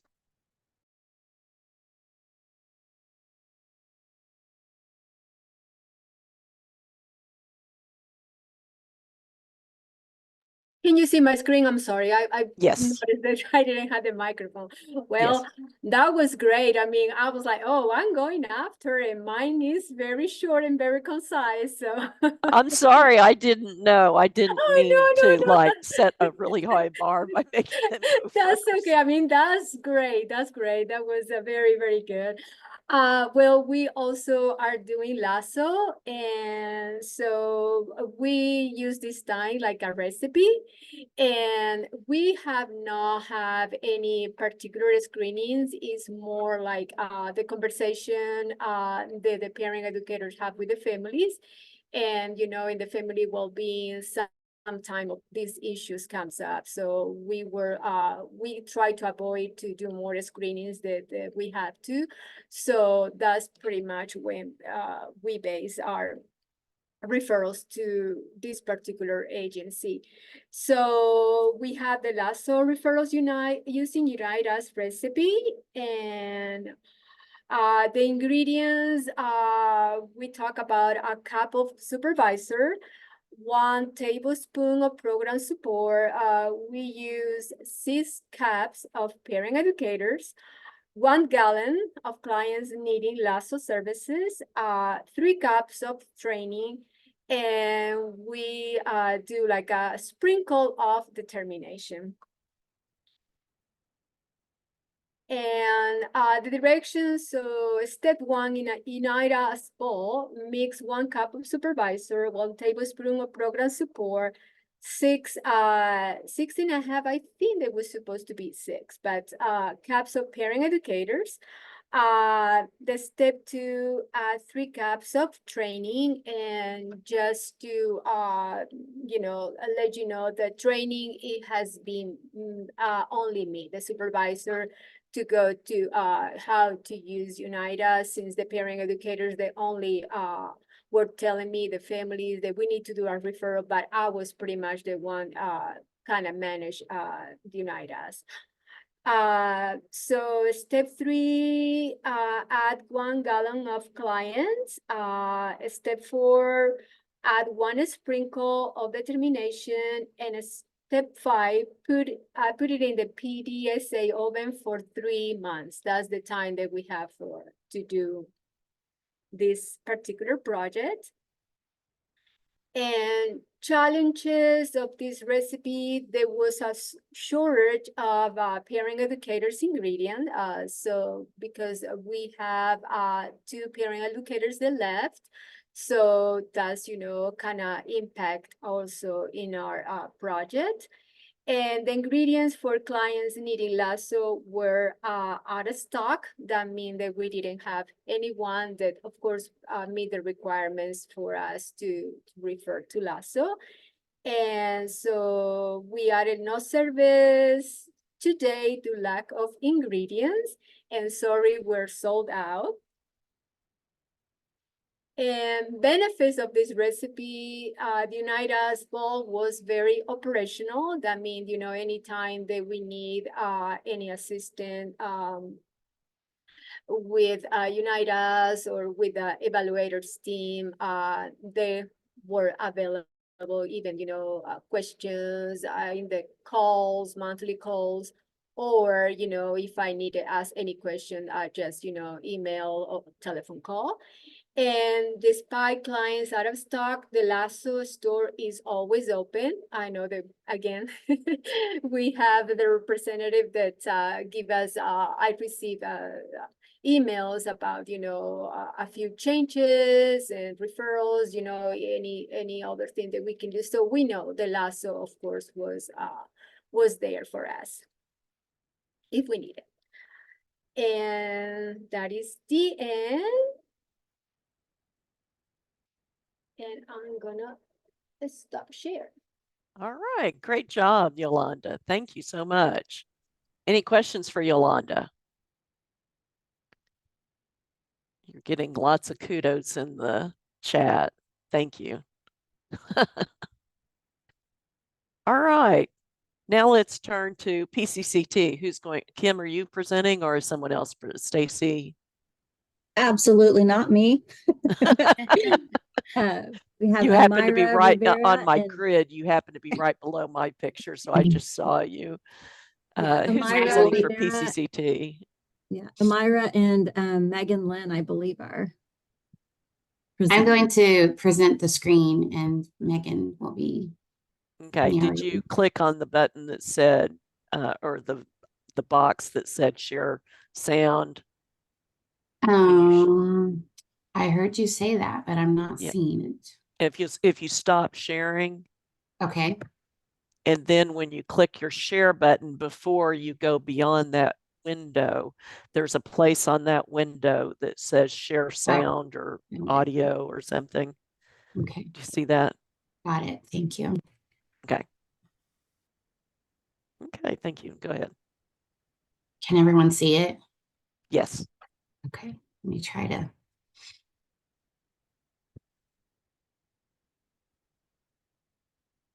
Megan, are you ready? I'm ready. Okay. Thank you for doing this part.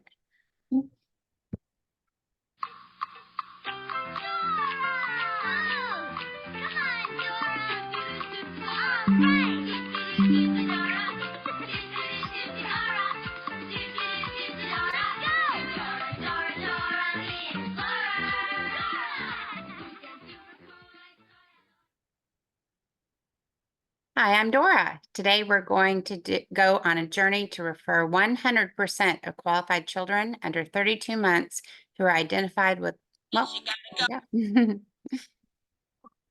Sorry. Thank you, Stacy. Who were identified with developmental concerns or delays based on the ASQs. These clients will be referred to Sooner Start through Unite Us.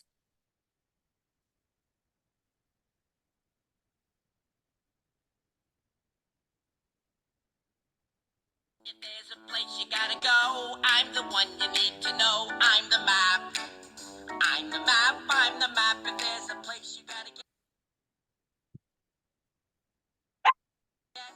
So let's go. The first thing we're going to do is screen with ASQ3 and ASQSE. We're going to share the results with the family, and if they are above the cutoff, we'll offer a referral.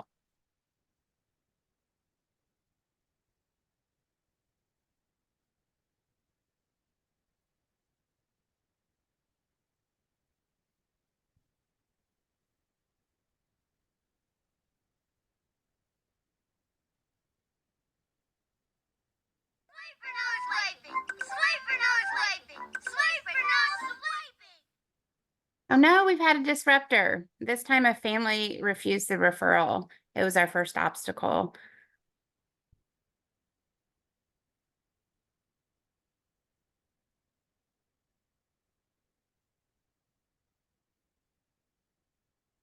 Let's keep going. If the referral is accepted, in our program, we choose the Positive Parenting, PAT, Safe Care, PCCT route and Unite Us.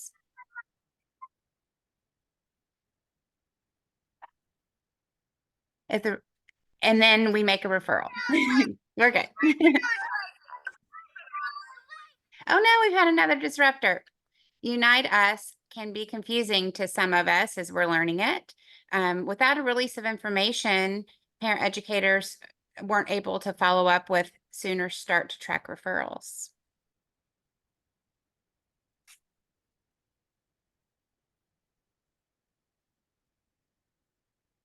But we're almost there. We're resilient. We keep going. We're going to follow up with the family again after the referral is made.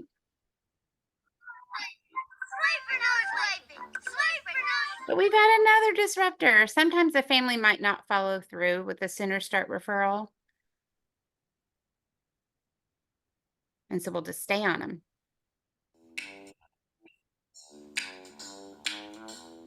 But we can do this. Our journey has helped us discover many things, including we have increased our awareness about Sooner Start within our department and agency, as well as with the families we're working with. And we've also all shared that we've improved our documentation and tracking when it comes to our referrals. So that's been very helpful.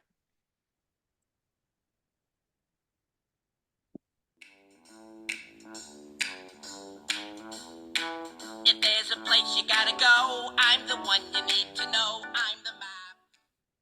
Did it! We did it! We did it! We did it! Yay! That's most of what we had. We had a couple other disruptors. We had a referral made that was closed really quickly. We had sometimes when we're reporting, we weren't 100% sure on how to do it or what to do. So we kind of guessed, maybe with the lack of time trying to get through it. Again, we're still trying to get familiar and navigate Unite Us. One thing that really got us for a while, but I believe we've corrected it, we were putting the PCG as the client, and so trying to remember to put the child's name as the client, and then figuring out how to navigate that, because then it asks for their email and maybe they're a baby, and so how do we represent that accurately? So we did, and then I think I mentioned before, when we had a refusal, sometimes we did not document that properly, or maybe it only went to ETO or only Unite Us. So we weren't at the time 100% confident on how to do that. I believe some of these disruptors with experience have and will continue to be mitigated and improved upon. So as I said, it's just a learning curve, but it's been our journey. So that's why we chose Dora in the map. We did it! We did it!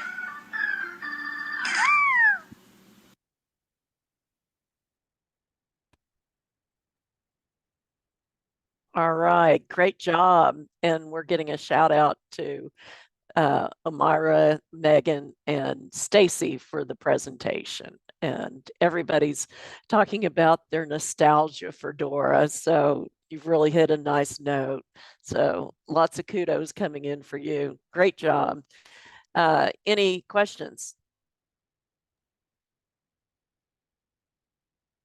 I want to take the opportunity for a question, and I don't know about nostalgia. I flashback to early days of fatherhood for sure, but I don't miss the. No offense, Megan and others. Okay. 94 screen, that's amazing. And 74 reviewed with the parent educator. So I'm just kind of curious about how that process works. How does that conversation start? Does the client have to ask for the results to be reviewed? When it's not reviewed, is it because maybe the session just ran out of time? Or I'll speak for myself. When we don't review, yes, that it has run out of time, and but if given time, I believe with our department, we were already doing ASQs and reviewing, and so that part was already happening. Sometimes we review later on. Very often with mine, if they turn out, if it doesn't indicate that they have any kind of delay, we'll just kind of say that. And to be humble, I get busy with other things, as we suggested earlier, that take more precedence and don't always review the exact number. But and I'm asking that question out of complete curiosity, not having watched that process take place. So thank you for that. And appreciate too the nuanced explanation you put in the chat, and then sort of elaborated on there at the end about how some of these referrals may or may not end up in the system a certain way. So love your persistence, and anxious to talk through some of the discrepancies that we found if they pertain to your program. David, I'd like to add that there was another disruptor that wasn't included in that presentation regarding the touch point. For us specifically, we weren't aware that we were supposed to be doing the touch point, the PDSA touch point in ETO. We were doing the referral tracking, but not the touch point until probably about a month ago. So that probably reflects some of that data. Is that where you logged the conversation taking place? No, that's in the progress note. Yeah, so if they did the ASQ, so to speak, and the client refused, we didn't know that we were supposed to go in and put that in the PDSA touch point. And then we realized that during our rounding call with Lisa, that even if the referral was refused, we still put that in the referral tracking. So that was another thing that we had come across that we had realized we weren't doing, because we just thought if a referral was made, that's where you track it. So even if it was refused, we're supposed to track it there now too. So those are things that we've learned during this process as well. Yeah, that's something that came up in our discussion about if it's put in referral tracking, then they can document that they made a recommended referral, and then there's an option in there to say that the client refused the referral. So they can show that they tried. Yeah, because it was in the progress note. Yes, they would write that client refused, but we didn't know that we were tracking that in the PDSA touch point as well, or the referral tracking. Yeah. It also speaks to this issue. We sort of harped on discrepancies between ETO and Unite Us. Frankly, we did not look at the PDSA touch points. Those are reflected in your individual dashboards, but they did not factor into that common dashboard we had on the screen for the first hour. But it does speak to this issue of duplicate entry. And, I want to reiterate with past comments about our recognition that in today's modern computing environment, we ought to be able to avoid that. So sadly, we weren't able to do it for this project, but we haven't forgotten about it. I don't know if John's on now, but this is still sort of his pet project and mine combined, and we'd love to see a day where the information you enter into Unite Us can be ported back into ETL in a more simplified manner than it is today.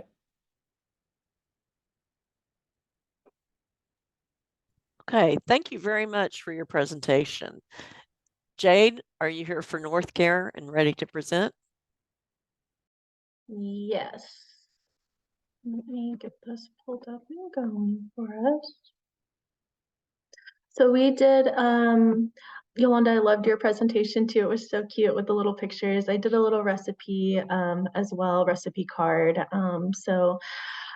We were also working with with Lasso through Unite Us. So this is just a cute little kind of play on that process. And obviously, having the home visitors come out, have a conversation with the family, and using the Lasso screening tool to be able to complete our referrals through Unite Us. So again, I'll just kind of show this here, directions, kind of those steps again in the PDSA, identifying that family, completing our screening tool with them, getting our appropriate ROIs. I was the one that made our Unite Us referrals for us, so that staff didn't have to mess with learning another new platform. And so that really worked out great because I was able to kind of help support staff communicate with families and coordinate that communication between Lasso and the families as well. So that worked out nice. So we made the referral. We had about a day's wait. I felt like Lasso was getting back to our families really quickly. So families got, that initial contact made to them fairly quickly from them. And then basically we just helped the family, again, communicate back and forth if there were any issues that we could help support as far as communication. Families get busy sometimes and aren't able to complete the required things requested for the Lasso referral. So we would help follow up and all of that stuff. Here is our SMART aim. So we had 90% of our consumers will receive Lasso services that were referred. I'll show you our graphs here down in a second. I won't read all of this to you guys. I think we're all pretty familiar with how those things look, but I'll scroll down to here to some of our graphs to kind of go over what our results were. So we screened about 100 clients, which was pretty good. As somebody was talking about their touch point issues just a second ago, I was thinking about how our data kind of presented and results of this too, because there was a point in time where we also had not completed the PDSA touch point for all the consumers, like as we were working through the project. And so it came to a point where we had to go back and do, the PDSA touch point for all the consumers, which was, does the client have a legal issue? And so I was thinking about how that could have maybe influenced how many people came up as needing an issue, because we did them all at once. So I don't know if that makes sense, but versus, working with the clients throughout the process and really having those conversations with them in a detailed manner as we went along, versus going back and just kind of having the provider reflect their own opinion in that touch point. I wonder if that would have like influenced things, and maybe we could have referred a few more people, but we ended up referring about 13 people to Lasso in total. And then at about 8 out of 13 of those were able to receive services through Lasso. We had a couple of disruptors like duplicate referrals, people just not being maybe responsive back with Lasso and not continuing services with us. And so therefore they weren't able to like see the referral through. So those were some of the issues that we ran into. But overall, it was a really good project. We have decided to like adopt most of this process into what we do with consumers. I liked the idea. Somebody said kind of doing that 90-day survey and screening thing with families, and I hadn't thought of that. And so that might be something that we consider as we continue to use Lasso and Unite Us for this PDSA stuff. We've had some really great success stories come out of using Lasso that I wanted to point out. I know one of my providers shared with me that we had an interesting situation with a mom who had a little kid in Canada that the biological father had went to Canada with the child and didn't uphold any of the visitation and things like that they were supposed to, and also was able to work that case and get mom her visiting rights back. And we were just so surprised that it was in another country and we were still able to do those things. So we loved seeing, the results and relief that came with working with Lasso. It's a huge deal for people to be able to get legal services for, no cost at all, to really help with some of these issues that impact their lives. So again, probably going to adopt screening families as a provider see fit and continue to use that service. So yeah. All right, great. Thank you very much, Jade. Any questions for Jade? All right, thank you. Now what I'd like to do is you're getting your kudos in the chat. Thank you everybody for sharing the love. I'd like to drop something in the chat for everyone. It's a short quiz about social determinants of health, which we're going to talk about this afternoon. So if everyone would click on the link in the chat and go take that quiz, and we'll come back. We'll give about 5 minutes to do that.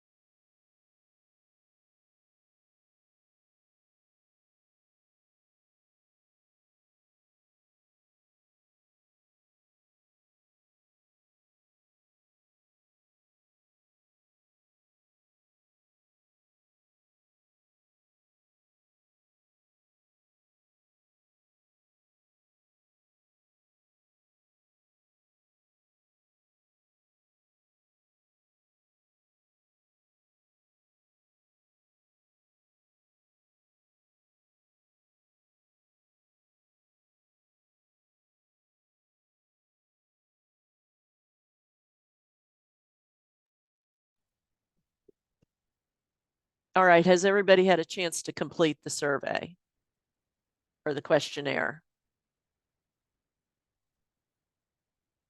Anybody still working on it?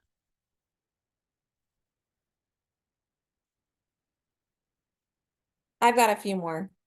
Okay. All right. Well, we'll just take a couple more minutes.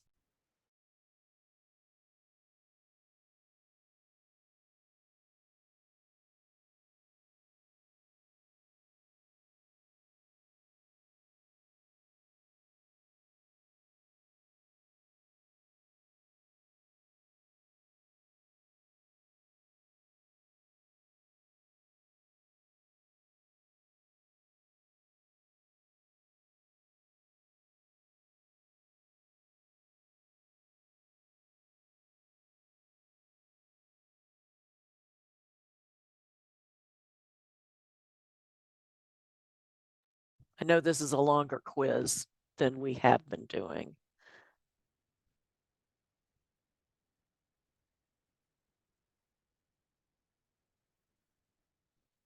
All right. While you finish that up, I think we'll go ahead and take our lunch break, and we'll make it a little more than an hour, because when we rejoin, Kayla's going to be with us and be talking, and I told her 12:30. So we'll go ahead and Susan says she can't wait to see how she did on the quiz. I had to learn some things too when I was putting this together with Tabitha, and we had some interesting conversations about it.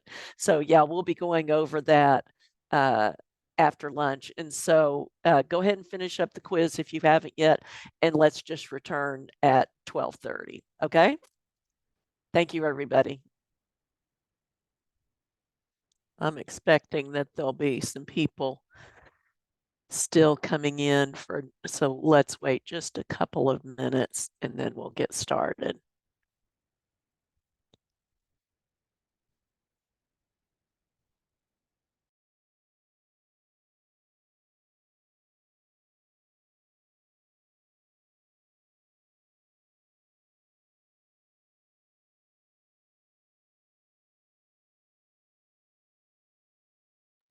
Kayla, we're waiting just a couple of minutes to let a few more people show up. All right, sounds good.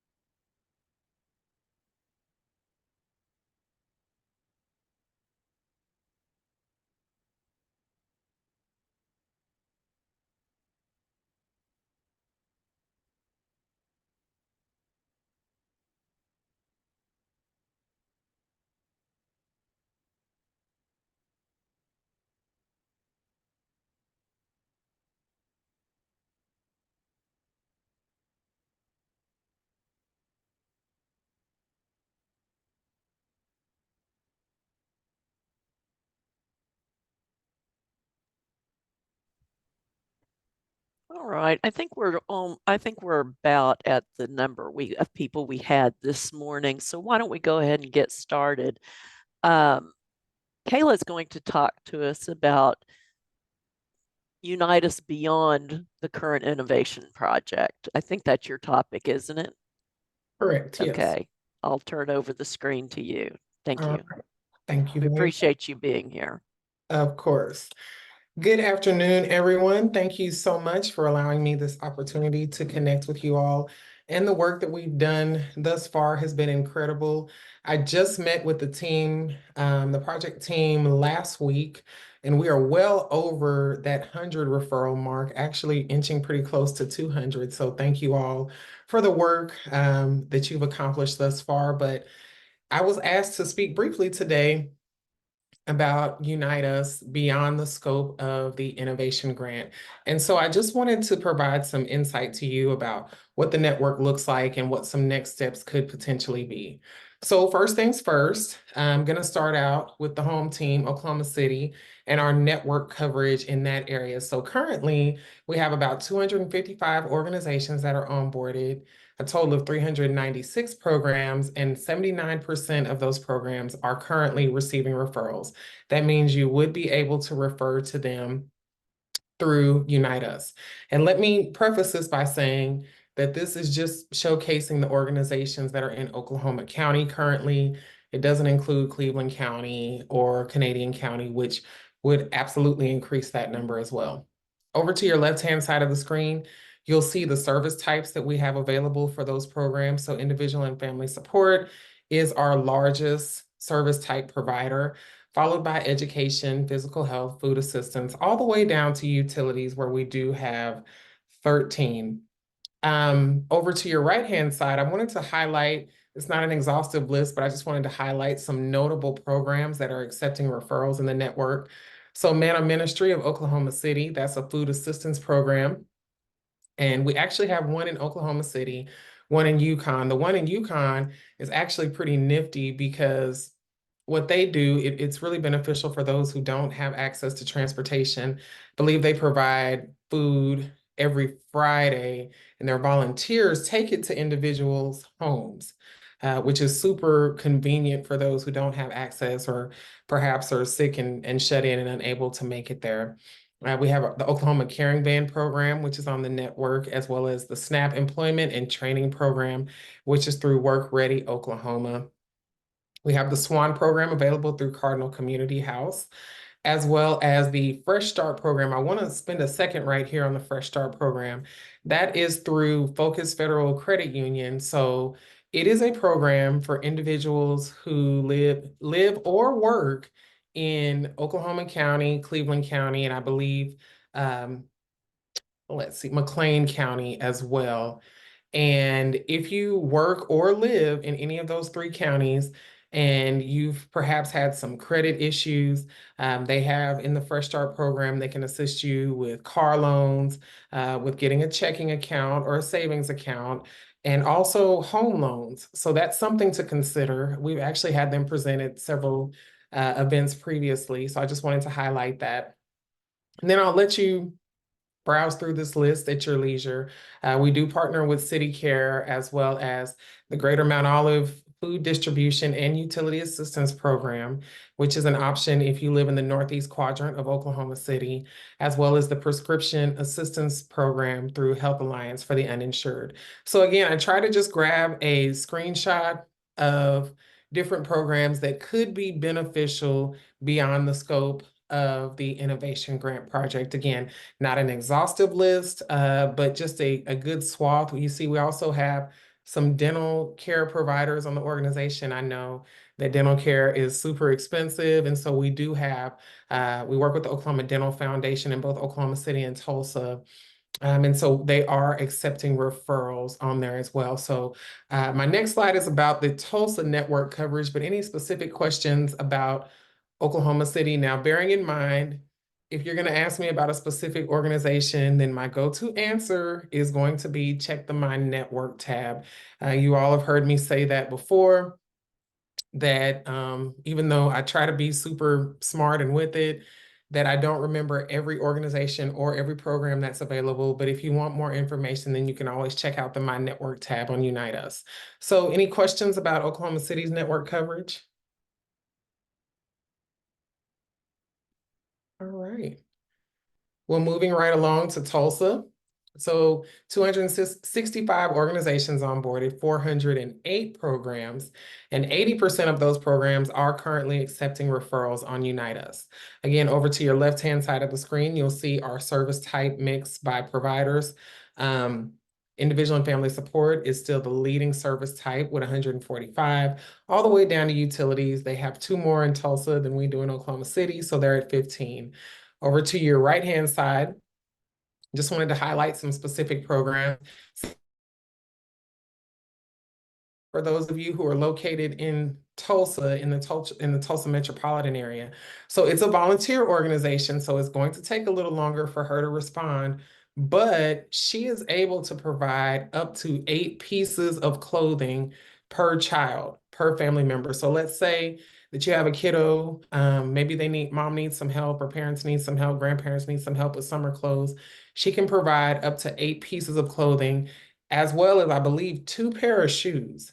So that's really, really big. It's not just, it's all seasons, but I specifically mentioned summer because I know that's right around the corner for us. So make sure and check her out. She is accepting referrals through Sand Springs Care Closet.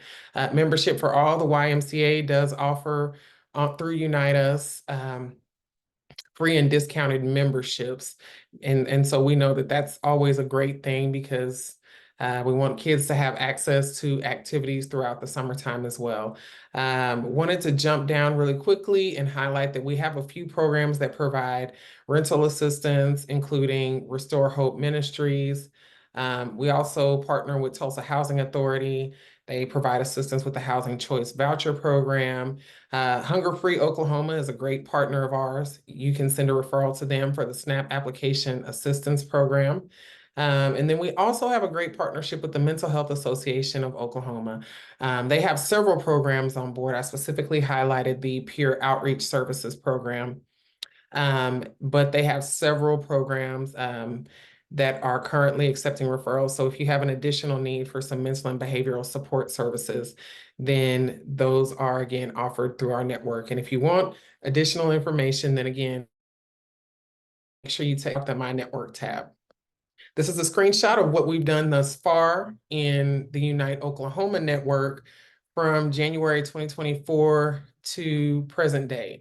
So we have sent, and I say we because that includes you all, over 2,800 referrals. We're almost to 3,000, which has impacted over 1,700 Oklahomans. So again, as I always say, pat yourself on the back because there's been big work done. Of those referrals that have been sent, 64%, almost 65% have been accepted, which means that you all are doing a great job of looking at those eligibility requirements, and making sure that we're only sending referrals that are viable. Sometimes there's things beyond our control. We've talked about this before, that sometimes they're unable to contact the client, which is still one of the biggest reasons why referrals are rejected. So this is the part that makes me excited, but it also kind of pains me because I am from Oklahoma City. But as you can see in the top 10 sending and top 10 receiving, that Tulsa organizations consistently show up in the top 10. So if we look at our top 10 sending, we see Parent Child Center of Tulsa is holding strong in the 1 and 2 position, followed by Tulsa Responds. Now we do see shout out to our friends at the Tulsa Health Department, who have both the 4th and 5th slot. Our work with the OSU Health Access Network is number 6. And then for those of you who are familiar with Creoaks, their Wagner and Catoosa clinics are 7 and 8. The Parent Pro up in Tulsa, that's number 9. And then the Tulsa Birth Equity Initiative is 10, and that rounds out our top 10 sending organizations. For our top 10 receiving organizations, again, shout out to the Tulsa Health Department. Their lactation program is number 1 currently, followed by Goodwill Industries. The Family Advocates program over at Tulsa Health Department is number 3. And then our work with Family and Children's Services, Maternal Mental Health, great program, is number 4. Emergency Infant Services, Hunger Free Oklahoma, Parent Pro again, the Positive Parenting Safe Care program at the Parent Child Center of Tulsa, the Creoaks Community Storeroom, specifically supporting the Wagner area. And then rounding out that top 10 receiving is Madison Strategies Group, their workforce development program. So just as a reminder, after you check the My Network tab, as we're continuing to grow and explore the possibilities of moving beyond just sending referrals to this specific cohort, you might search the My Network tab and say, hey, there's additional organizations that we want to be a part of the network. We want to be able to send them referrals as well. So Unite Us, we're able to provide that at no cost to our community-based organizations. And when I say that, I want to make sure that we all understand that that does include churches. They don't have to have a 501c3 designation. So that could be churches, it could be volunteer organizations, could be barbershops even, and a lot of different things. Up in the Tulsa area, about 3 years ago, we had a partnership with the woman that maybe some of you in Tulsa remember her, the candy lady. So she was like the neighborhood candy lady, and everybody came to her to get their candy fix, their sweet fix. But you know, people also talked to her and she realized they had needs. So she helped provide, she became a part of Unite Us and was able to send referrals to different organizations from there. Organizations don't have to accept referrals to be a part of Unite Us. Maybe they just want their information to be available to be seen by other organizations, and they're going to continue to accept referrals off the platform. As you all know, we can provide network training in a variety of different ways to support and accommodate multiple learning styles. And we can also customize workflows to make sure that they're correct for any organization. And as always, if anyone is interested in setting up a meeting, all you have to do is send me an email with their contact information and I will follow up with them and get them onboarded. And I'll also put in the chat a link to our Unite Us onboarding form. I have a new calendar link, which I've shared with Lisa, so she'll make sure that you all have that. But just keep in mind that this was just a snapshot. It really was just a snapshot of Tulsa and Oklahoma City. We have a lot of national partnerships, a lot of statewide partnerships, and the possibilities are really endless as we continue to move forward. So that is my spiel today. Any questions? Thank you, Kayla. If you would also share that contact information for setting up, you know, like the link to your calendar or whatever with Lisa Tunley. And so that Lisa can distribute it when she sends out the recording of this meeting. Any questions for Kayla?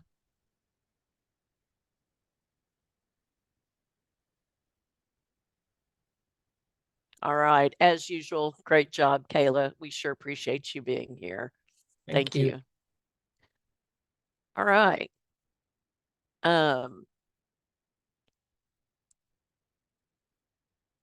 Next, we're going to talk about, I'm scrolling down the slides to get to a link.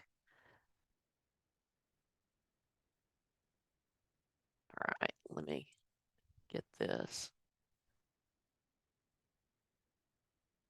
It's a little YouTube video I'm going to have you watch. And I'm going to get it past the,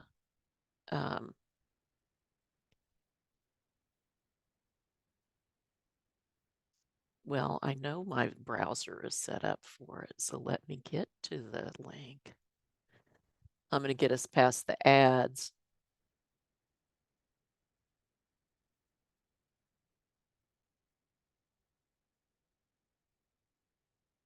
Sorry.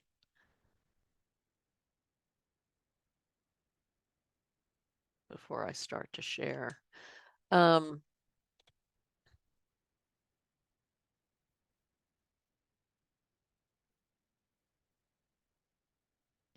This little video is produced by the AMA, but it talks about a specific university. So I think you'll understand it in the context. A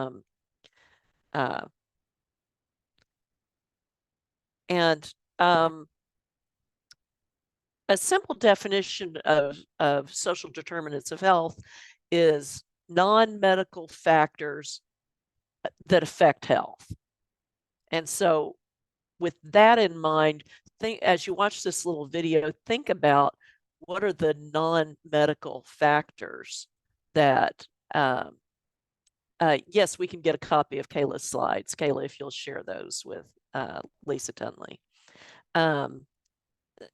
So when you think about non-medical factors affecting health, keep that in mind as we watch this little video.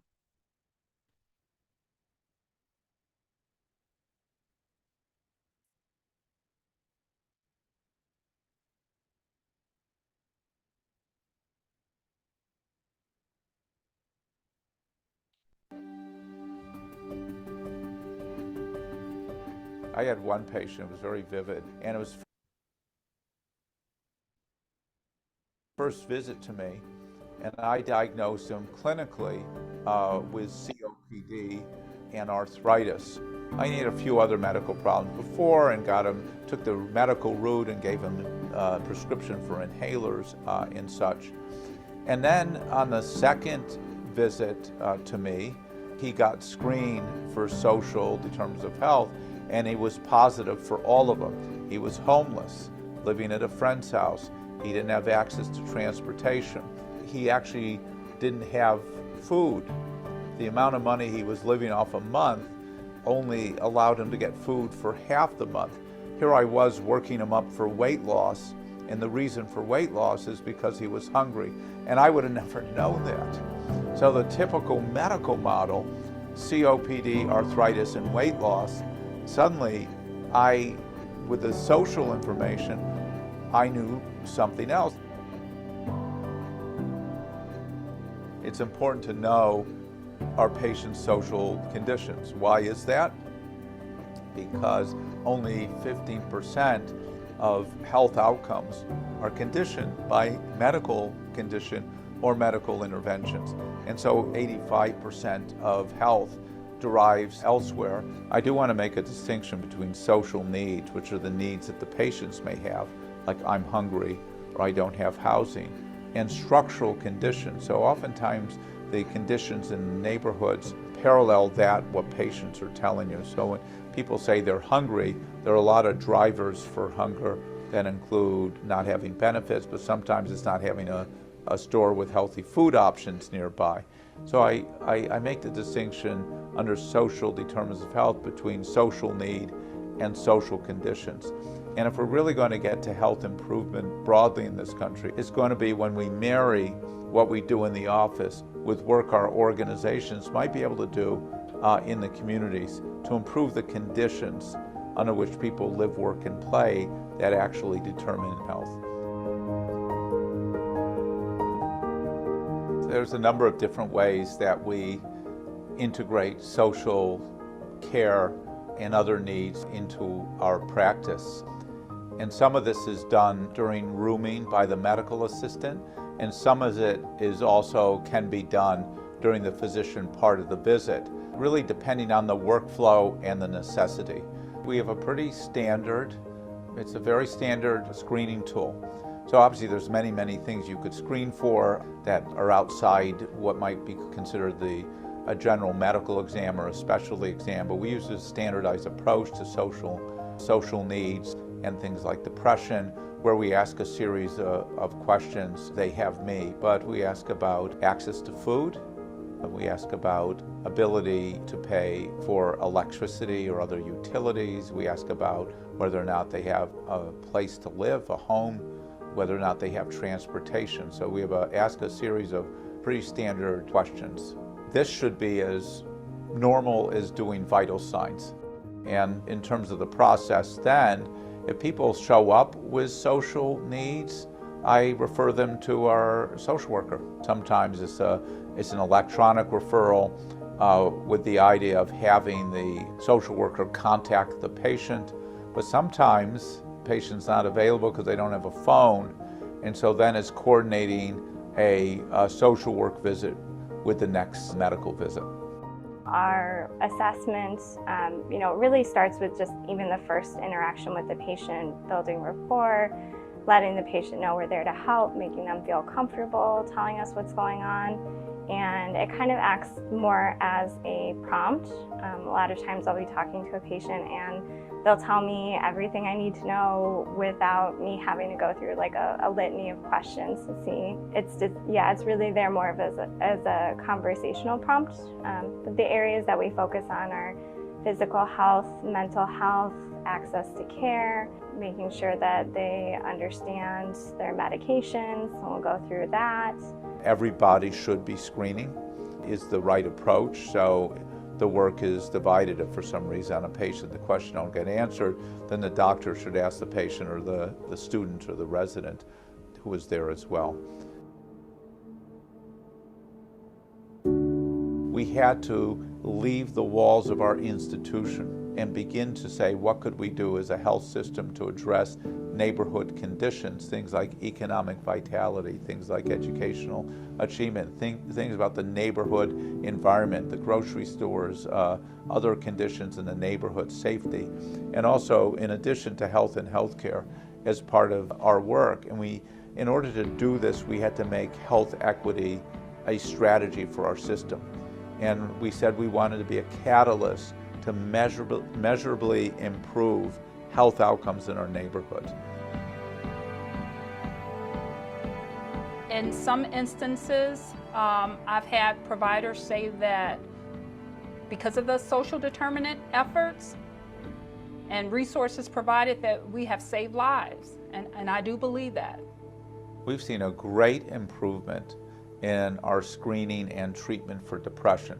We've also seen, I think, a sense from our patients that they belong, that we care about them, and we've made a lot of referrals to social services for this group of patients. We've gotten people housing, we've gotten people access to food. Like I said, I gave an example of getting someone access to disability that could pay for housing and food. So we've seen a lot of benefit across our whole practice. We had a situation where we were asking on the inpatient units about food and access to food, and in response to a patient saying, I'm having a problem with access to food, before discharge, the nurses went to the food pantry where we had in the hospital and brought bags of food to the patient to take home, and they just broke down in tears. You know, people come with all kinds of needs, but you don't expect food as medicine, for example, as being one of the things that we could possibly offer you in a medical visit like this. We oftentimes find ourselves not being able to assist the patient in the way that they need. The connections and the availability of social infrastructure for our patients is somewhat limited, even with the resources we have. But what we've been able to do now compared to the past, one is we know what we didn't know in the past, and we've set up an infrastructure to help support the patients. In the past, we really didn't have this. There was a time we didn't have social work, and so there was no way to be able to refer.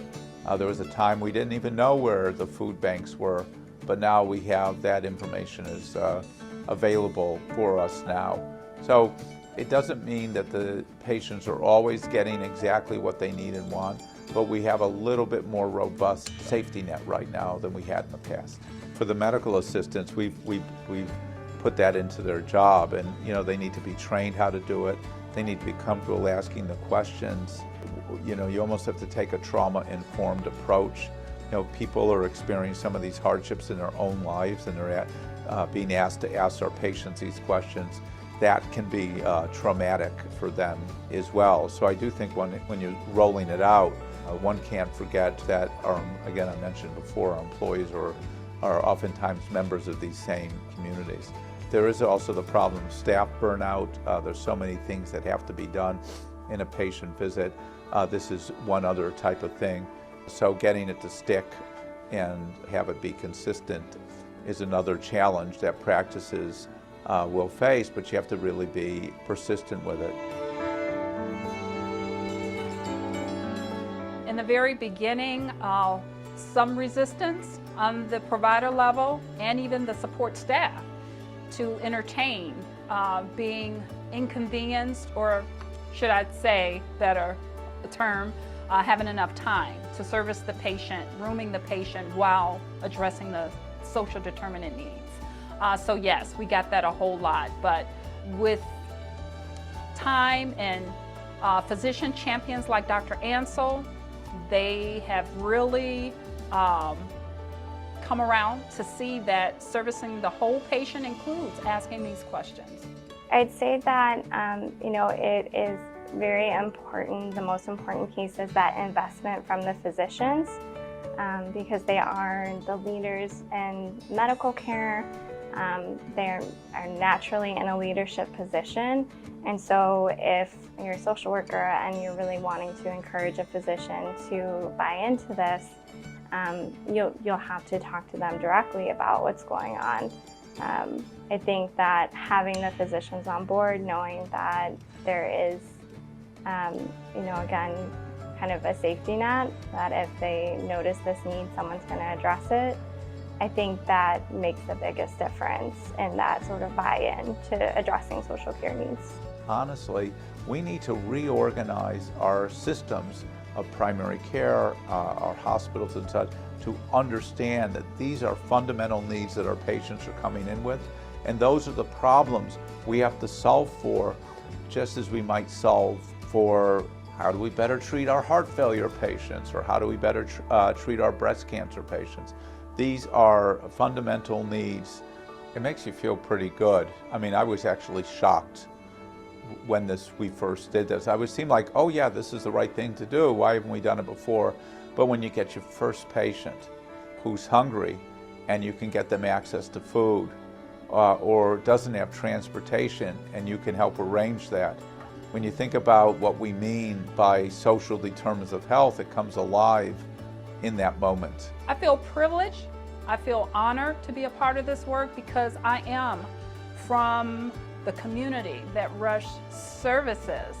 And on a personal note, and I can say this about other navigators as well, Rush hires from the community patients themselves of Rush, or patients who can identify with the patients that Rush services. I personally grew up in an environment where I had no designated primary care doctor. So when things went wrong, you went to the emergency room. So when a patient screened positive for SDOH because of not having a doctor, or resisting the need or suggestion to schedule, or have follow-up care with a primary care doctor, I could speak to them from the heart, and I could relay the importance of the work and somewhat educate the patient. So that's very empowering, very empowering. Being able to help the patients navigate the healthcare system is absolutely the reason that I took this job. It gives a lot of meaning to what I'm doing. It helps me feel like I'm making a difference, and then just to see how patients can improve and to know that it's possible and have that sort of positive outcome, it makes all the difference. It is wonderful. I had one patient, it was very vivid, 59-year-old man who came to visit me, and he was a lucky recipient of health insurance because of the Affordable Care Act. He had Medicaid. And he had never seen a doctor before. He had moved to Chicago 15 years before from Florida and worked odd jobs, but now he was in a position where he couldn't work anymore. And I asked him, how long did it take you to get from your house to the clinic? He said 45 minutes. I said, why did it take you so long? He says, because I got to walk 4 steps and then rest. And so to come to the institution, he had to take all of those steps, and because of his COPD, he had to stop. Now, that was mind-boggling to me.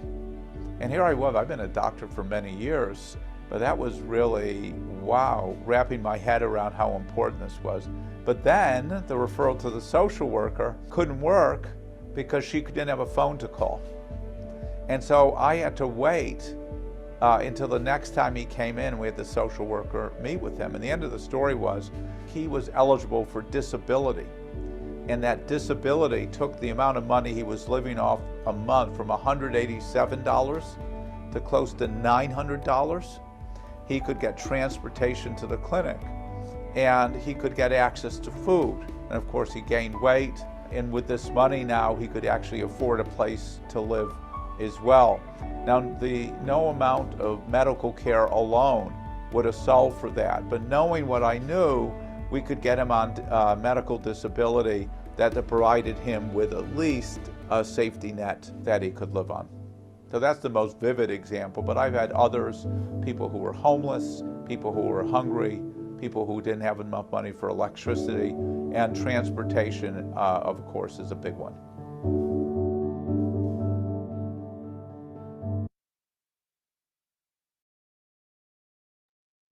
Okay, what'd y'all think? Sounds like what you do, doesn't it?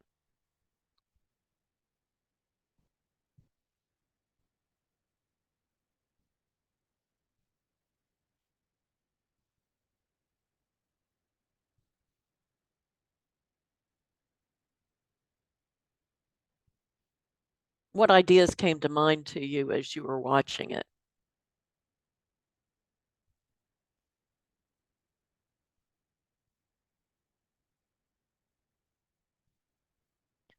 Susan says, very nicely done. And yes, it is what we do. I'm always surprised when others are surprised by the needs of the community and how they can help change lives. Yes.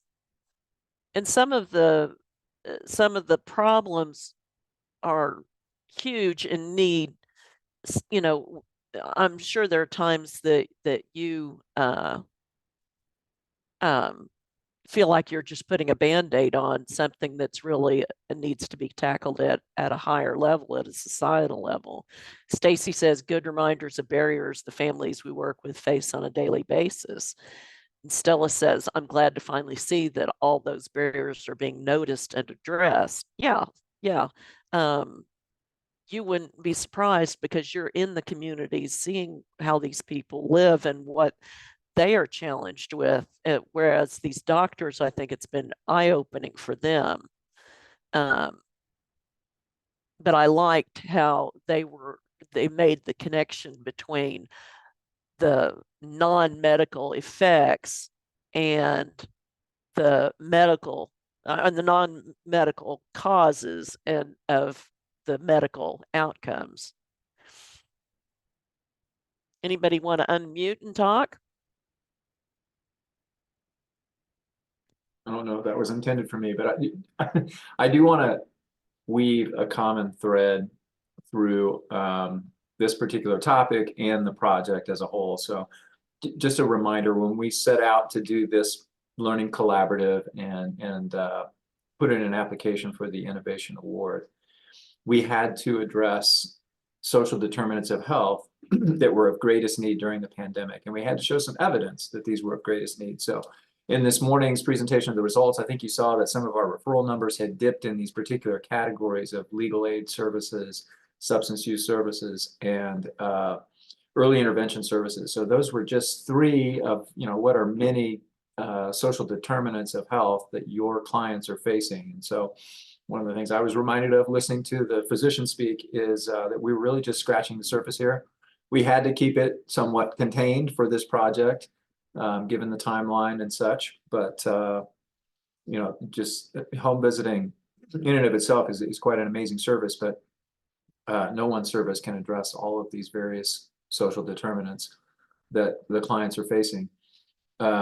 The other thing that stood out and sort of related topic is I'm not sure I've heard anybody quantify the percentage before, and maybe I misheard it, but Lisa, if you are the selector of that video, perhaps was it 85%? Is that what I heard that seemed to be attributable to social determinants? Yep, you're muted, Lisa. I don't know. I got interrupted by a phone call and I don't remember from the last time I watched it. So I think I missed hearing it again today. I said 85%. And I'd love to know where that number comes from. I don't doubt it, but it's nice to have that sort of number in your toolkit as well. And this is another common thread here. One of the reasons we wanted to address the survey that you filled out this morning, the quiz you filled out this morning, and then this topic here right after lunch is we consider you and want to equip you to be experts on this particular topic. As we realize we're preaching to the choir here, but give you numbers, give you resources so that you can relay this message and have greater impact, not only with the clients that you serve, but also with your referral network partners. Amy put in the chat, I'm not sure doctors, social workers, and healthcare are aware of services available in the community. It would be great if there was more awareness to connect healthcare to community resources. I'm sure everybody's nodding along with that comment.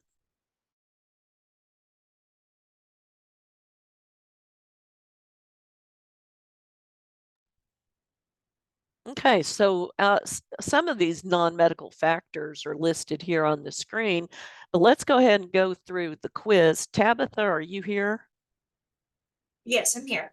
If you wouldn't mind talking about these as I click through them and make sure I got my answers right.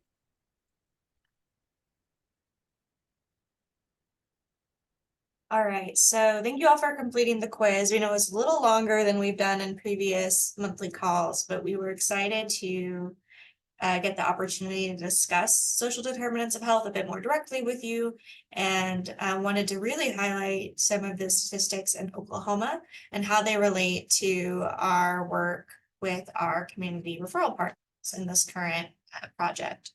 So first we had number 1, true or false, social determinants of health are non-medical factors that affect health outcomes. That is true. That's the generally accepted definition that we are working from. Number 2 was a check all that apply, which of the following are related to common social determinants of health. And here, all of these situations are related except for genetics. So genetics is a very medical factor and is generally not considered an aspect of social determinants of health, whereas where you live, where your neighborhood could be, because that might affect how close you live to healthy foods, if you have a park nearby. Where you were born could be how much smoke are you exposed to in the home. Where you work, do you have benefits? Do you have paid time off? And your age can also be a factor, where we see that as folks get older, they might experience more health inequity. Number 3, experiencing inequities in social determinants of health is related to a higher frequency of depression and anxiety. That is true. So while these are the 2 kind of most common forms of mental health that we see affect us as humans, the rates are actually much higher for folks who experience inequities and social determinants of health, even when accounting for other possible factors. So it seems that that inequity experience is related to that much higher rate of experiencing these common mental health challenges. Number 4, compared to people who have low debt, people with greater debt are more likely to experience a mental health disorder, even after equating the groups on income and other sociodemographic variables. That is also true, which sure hits home for us with student debt. But again, the more debt you have, seems to be related to higher risk of a mental health disorder. These last 2, I wanted to make sure we highlighted, because when we think of social determinants of health, a lot of our conversation is around access to medical care, but this includes medical or physical and mental health. Number 5, true or false, having experienced health inequities can make someone less likely to seek services. That is absolutely true. And one of the things we're hoping to discuss with you all in wrapping up this project and then the next is identifying when those inequities are happening and how we can address them to help folks be open to seeking services still. Number 6, cities having better park scores, that is more acreage devoted to parks, greater access to getting to the parks, and more amenities, such as having park benches or other kind of aspects of the park pieces, tend to have better ratings of community, mental, and physical health, even after accounting for differences related to race, income, age, and population density. That is true, which is pretty incredible that even the access to parks makes such a profound, measurable difference. There is a report that comes out annually that you all can check. The quality of the park is called the Park Score Index. It takes these things into account and then kind of does a population-based measurement of mental and physical health. Number 7, true or false, social determinants of health have been found to have a greater influence on health than even genetics and access to healthcare services. That is true. So they're very, very highly influential. You might notice a trend where all of these were true. We were not trying to trip you up. We were trying to really highlight how incredibly important this concept is. Number 8, a household is considered to be cost burdened when a person spends more than 30% of their income on housing needs, so like their rent and utilities. Then the question is, what percentage of Oklahoma renters are cost burdened? The answer is 45%, so nearly half of folks here in our state who are renting are experiencing this tremendous cost burden, and that is just a form of economic social determinant of health inequality. I totally agree, Susan, really unacceptable. It's very shocking. Luckily, we have our pals over at Lasso helping with working with landlords. All right, number 9, access to quality education is related to a healthier life. Where does Oklahoma rank for childhood education, where a higher rank means better education quality? I think this is a pretty well-known fact among us who work with folks in Oklahoma. We are the bottom 10 worst ranking. We're in fact number 49 as of most recent estimates. And I wanted to focus, so quality education is also related to educational attainment. And we know that the more education attained, folks tend to have fewer health inequities. So this is happening for our very young kiddos. They're not getting quality education in Oklahoma, and this could be related to their health. Number 10, substance use is a social determinant of health that can affect everyone in a family. Substance use can affect a child through prenatal exposure and resulting health and mental problems they might experience. And substance use also can negatively affect parenting, increase the risk of the child having mental health problems, and increase the experience of social isolation. So kind of multifaceted impacts there. So recognizing that substance use can have so many impacts as a social determinant of health, the question is, where does Oklahoma rank for rates of adult substance use, where a higher ranking means a higher rate of adults experiencing substance use disorders? The answer is that we're in the top 10 highest rates. From the most recent estimate we actually used when putting together this project, we ranked number 2. So thank goodness we have our partners over at PCAP providing excellent services for substance use experiences.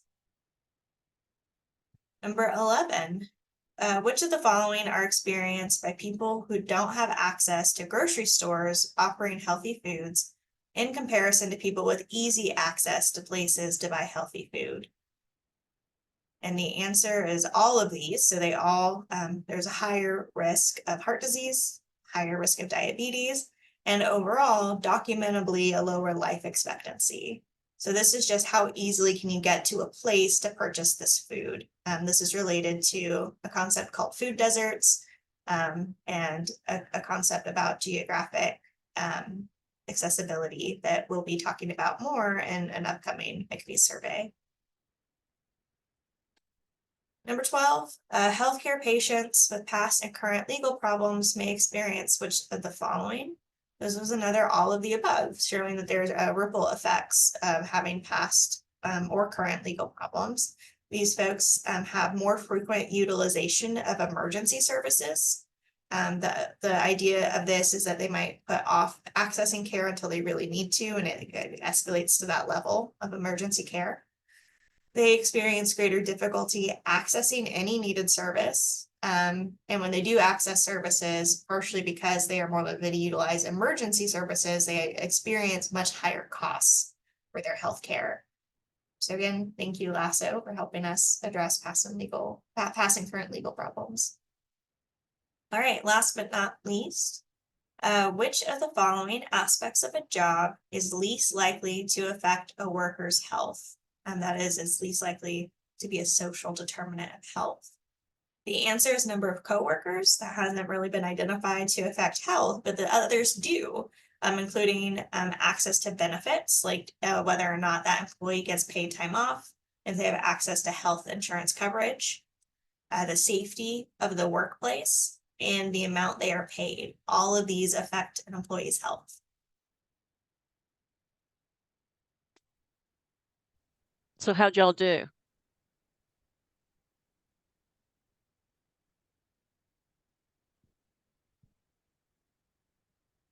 Were there any surprises in this list? I only missed one, and that's because I misread the question. Oh, okay. Wow, Susan, way to go. Good for Well, you. I have worked in public health for a while. For a day or two. For a day or two. But unfortunately for me, none of these were a surprise. Yeah. Somebody said they tried to give Oklahoma the benefit of the doubt with the education question. Gosh, Yeah, don't you just no. wish you could? I wish. Nope. Stella said she did a good job. And I should say the goal here wasn't to like rub Oklahoma's nose in its mess. Like that's not our goal, but to recognize that we are working with a community that is experiencing a lot of social determinants of health and equity. And hopefully these are sobering statistics and help us remember why we are doing these projects. Yeah, and on that cheery note, now that we're all really depressed and The positive a note social about determinant of health going to a meeting and being told it's depressing statistics. Yolanda? Oh, no, I was gonna say, one of the best thing, I mean, it is, and this is because I think we have data.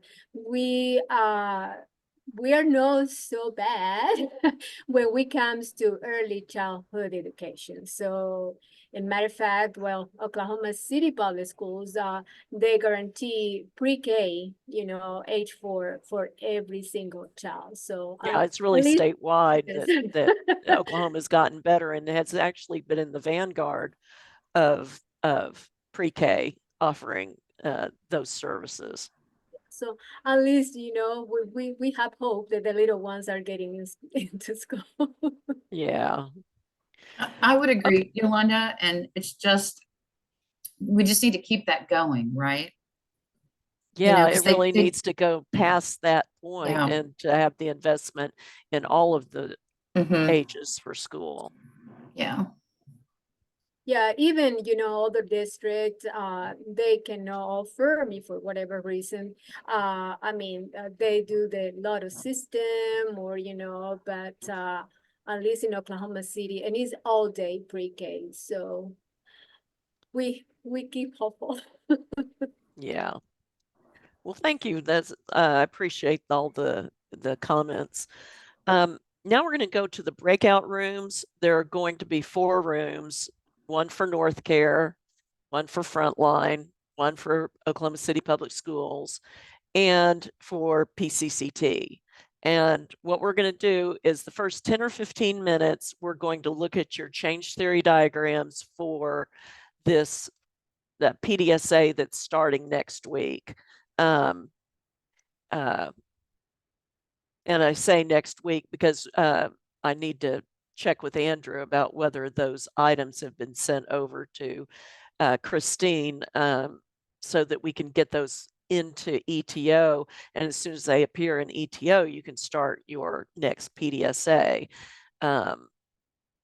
So we'll talk about the change theory diagram PDSA, and then we're going to do a role-playing exercise where the person leading your session, Andrew's going to be with North Care, U10's going to be with Frontline, I'll be with Oklahoma City Public Schools, and Yachi will be in PCCT's room. The person leading the session will have you work in pairs at a time. So one person will say, okay, I'm going to be the home visitor, and the other person will pretend to be the client. And then the person leading the session, like when I'm in with Oklahoma City Public Schools, I'll send a text or a chat message only to the person who is acting as the client and tell them something about how this discussion should go.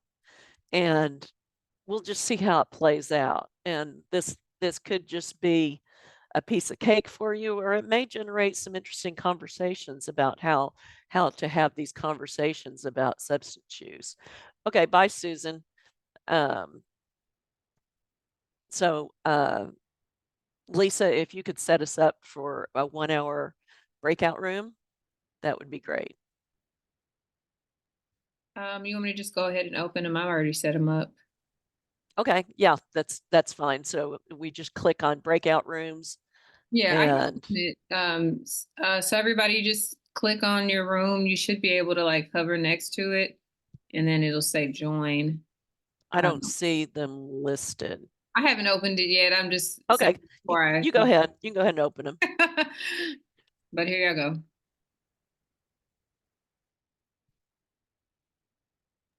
I can also put you in a room if you need me to put you in a room. If you don't have that capability. Okay. Yeah, if you scroll down, you'll find your room.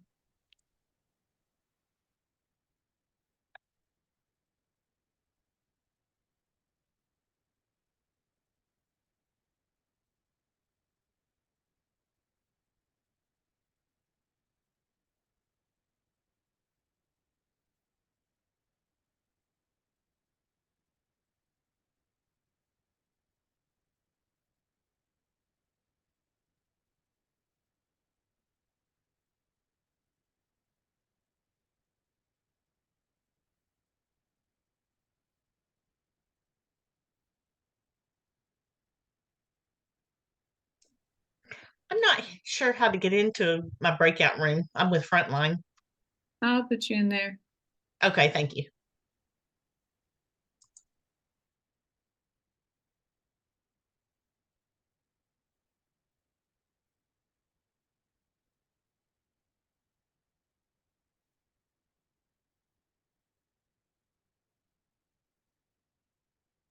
I think everybody's where they're supposed to be. Let me see.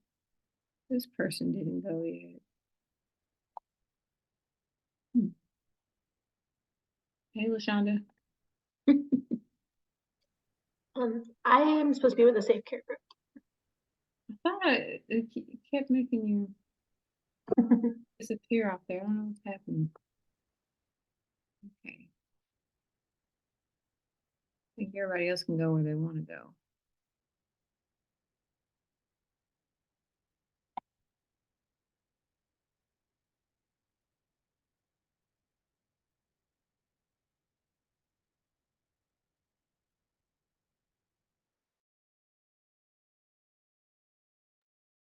Hi, LaShonda.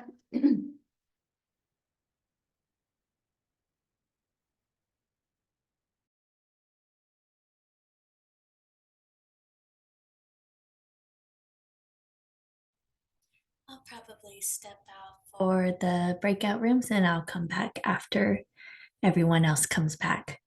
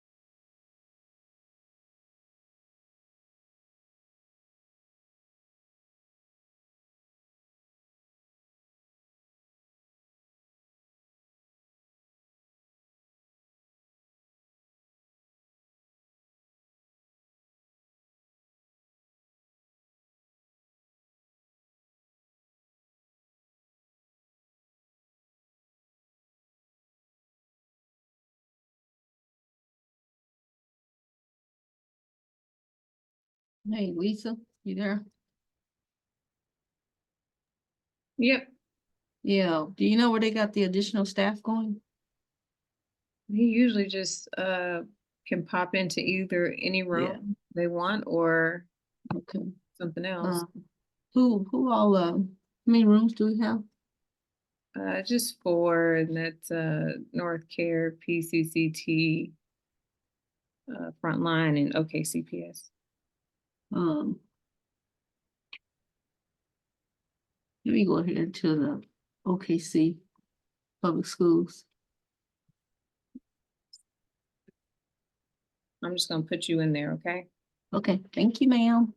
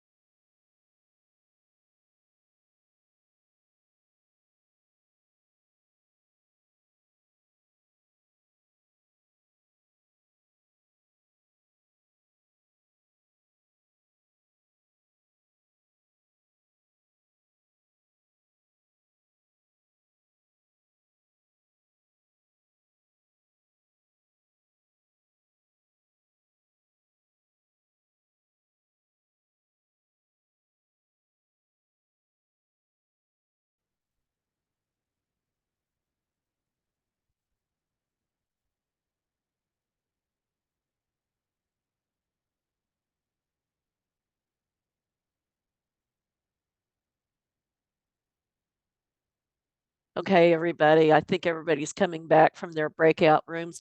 Let's take a 15-minute break and we will return at 2:40. I'm just going to leave my computer on, and so you can do the same, and we'll come back in 15 minutes.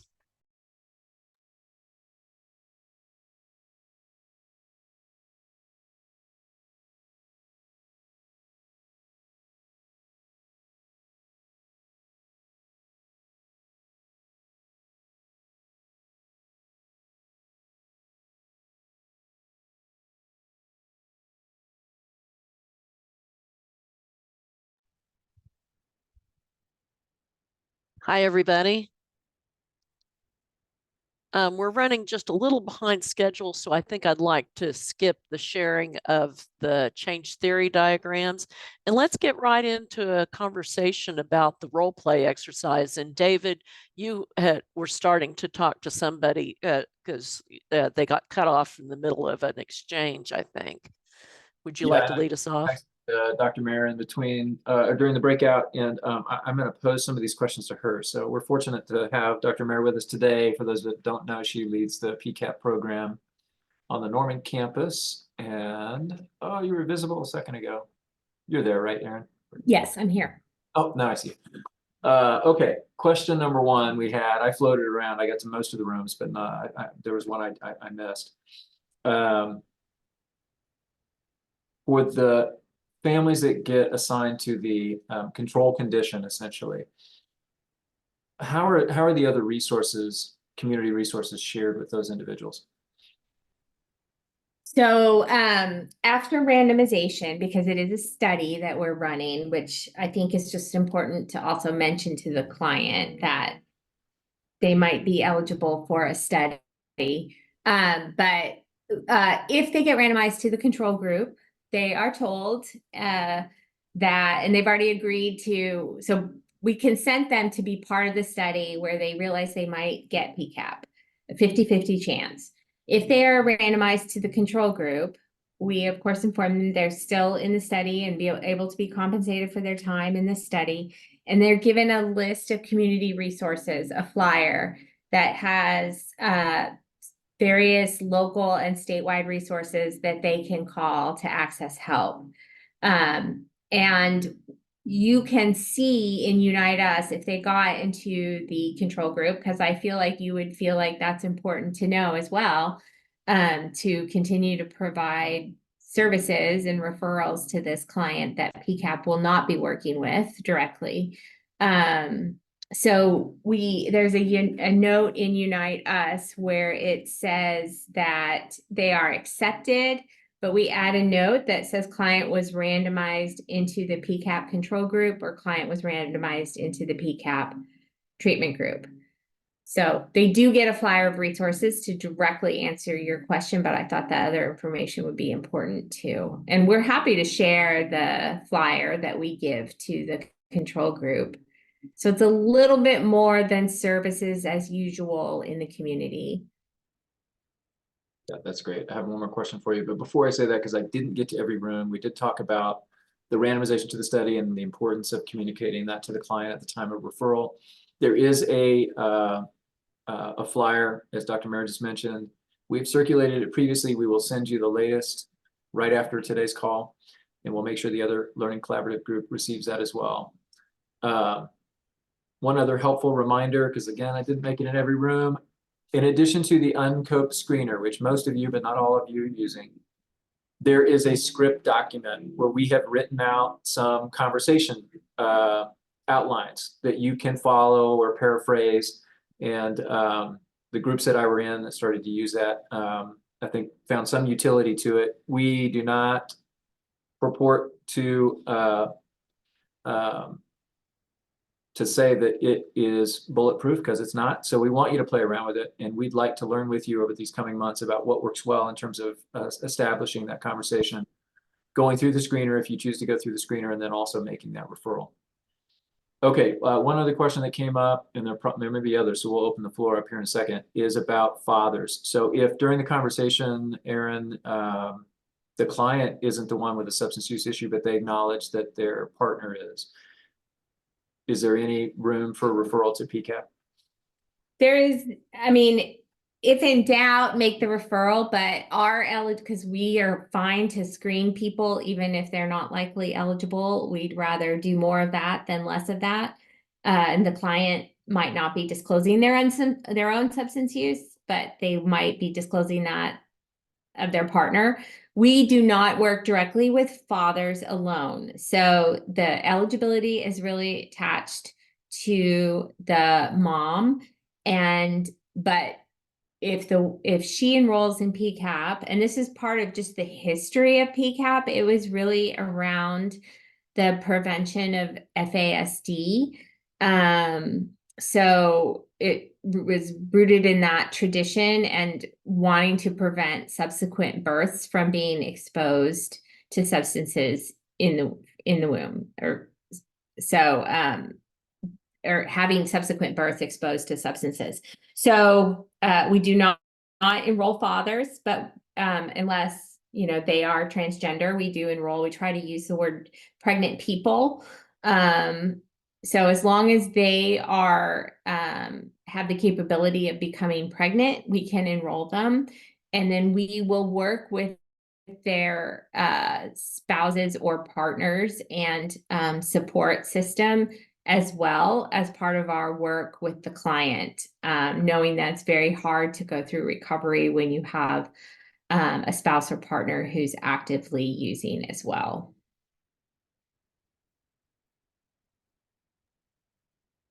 Appreciate having you here to answer those questions. So this exercise I found to be very fruitful. I think we need to maybe adopt this as general practice moving forward, not just for the PCAP action phase, but whatever comes afterwards.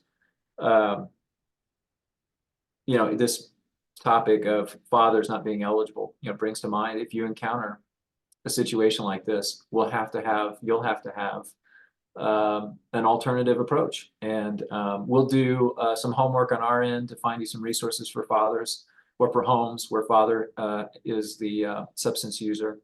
And, David, just to add, and Aaron, Katie already shared with us the general community resource list, the PCAP good. uses, Great. and that has been sent out to the collaborative. Okay, good. Does that designate services that are available to fathers? Not directly, no. I mean, some of the, we put 211 and okay, I'm ready resources, which would apply to anybody. But we don't have father specific resources. Again, it's really geared towards our target population, which is pregnant and parenting people. So if you randomly assign someone to the control group and you provide them with a list of resources, can they take that to their home visitor and say, here's what they suggested, and can the home visitor try to connect them? Absolutely. We are not wanting to limit any other services that person may either access on their own with this resource list or with any other service provider that they are enrolled with. They will stay in our study, hopefully for the 3 years. So we will be asking them what services they're getting as part of our regular data collection on all our participants.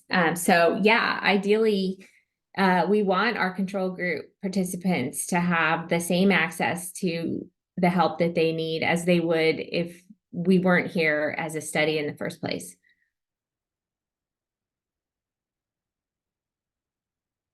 And so that's why I think it's important for people to know also whether their client that they refer to us received PCAP or not, which it does show up as a note.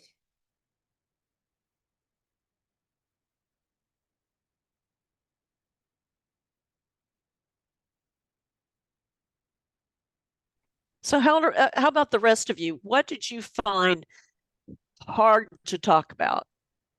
Just chime in.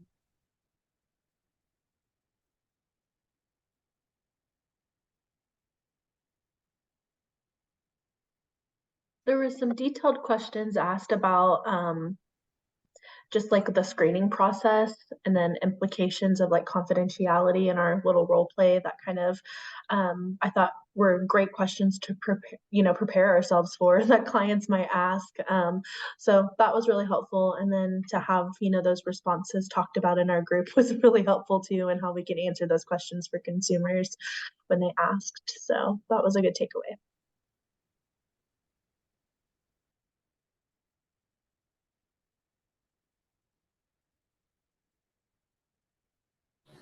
I think the hardest thing for me in difficult conversations is missing cues to ask more and to dig deeper. So I think it was really helpful seeing and hearing my colleagues, even though participants weren't necessarily forthcoming all of the time, they were really good at asking deeper questions and open-ended questions to get to the actual issue or to get them to the help that they needed. That's a good point, Ebony. Thank you. And Yolanda's group had the benefit of having not just LaShonda in there, but Tabitha, and they both are trained as therapists. And so they had some really good ideas too. LaShonda, are you here? Could you chime in with some of the things you observed and the suggestions you made? Oh, we just talked about when the families or the client kind of gives that, they kind of open the door to just, go through that. So address the script and tell them about PCAP and then try to move forward from there. Also, David brought up that, sometimes using the kids as the motivator and that sort of thing, but really listening to the consumer and going from there. But I think being, just listen to what they ask you and answer those questions, and then pose the question, always reminding them that it is voluntary, at any step of the way. So even if they make it all the way to PCAP, they're in control, they're in the driver's seat. So, but they did a great job. Yolanda was awesome, stepped to the bat first, and she did a great job. Yeah, we really put Yolanda on the spot.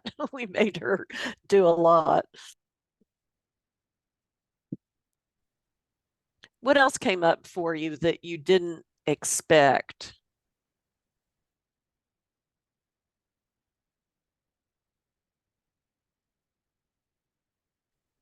This is Yolanda, but one of the things that I was talking to the parent educators after, during the break, about a little bit about the experience with the role play, but I also think it's good, because these questions and all of us were kind of in the same, these hard conversations, especially if you think, that, the family trusts you and the family wants you there, but this hard conversation can go both ways, right? The family can open up, or may they say, well, you know what, we're getting in the, in the field that maybe I don't want to, talk about these.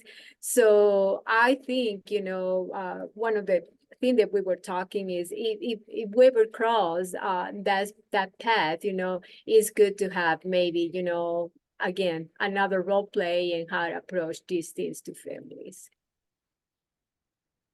Thank you. Erin, could you chime in on that? On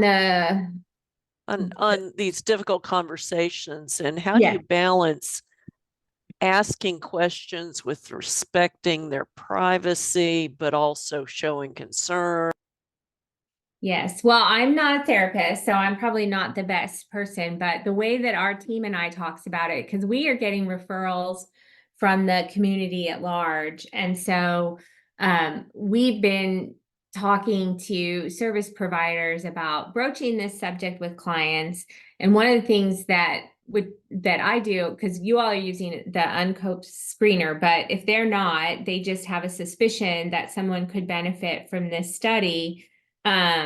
Just sort of sharing the information, saying, does this apply to anyone you know? Like, you don't have to totally target the individual. If you know anybody that has struggled with substance use during pregnancy, please share this. This is a great potential resource in our community. Obviously, when in these conversations. And again, I think you guys are much more skilled in this than me, but you know, we do guarantee confidentiality. What came up in our group is to make clear that we are not associated with Child Protective Services. We, like everybody else, are mandated reporters, but our goal is to help preserve families by getting people the resources they need. So, and, you know, use of substances alone is not a reason for child welfare involvement necessarily. So ensuring confidentiality, and just really emphasizing the goals of the program to support people, meet them where they are. We also don't kick people out of the program if they don't want to go to treatment. We don't kick them out of the program if they relapse. We are a harm reduction program. So if they are going to choose to continue to use substances, we help them make decisions that reduce further harm to their current children, to future children they may have. We help them access reproductive health care and make family planning choices. We have those relationships with clients when, you know, we've developed this long-term trusting relationship.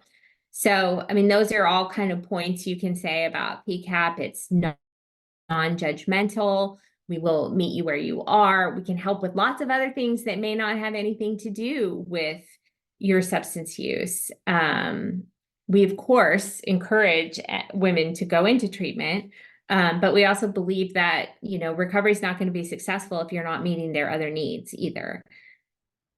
So those are some ideas of things that we talk about. And it's really about, you know, the trust that they've built with their home visitor to have this conversation in the first place.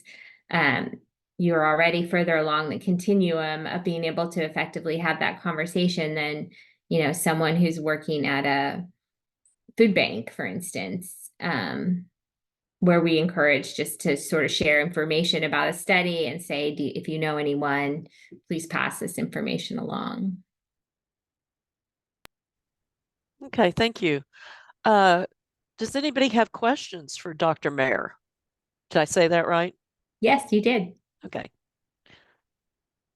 I do have one clarification I wanted to make about how the referral will show up in Unite Us. I got a text from my team member who said they explained it slightly incorrectly.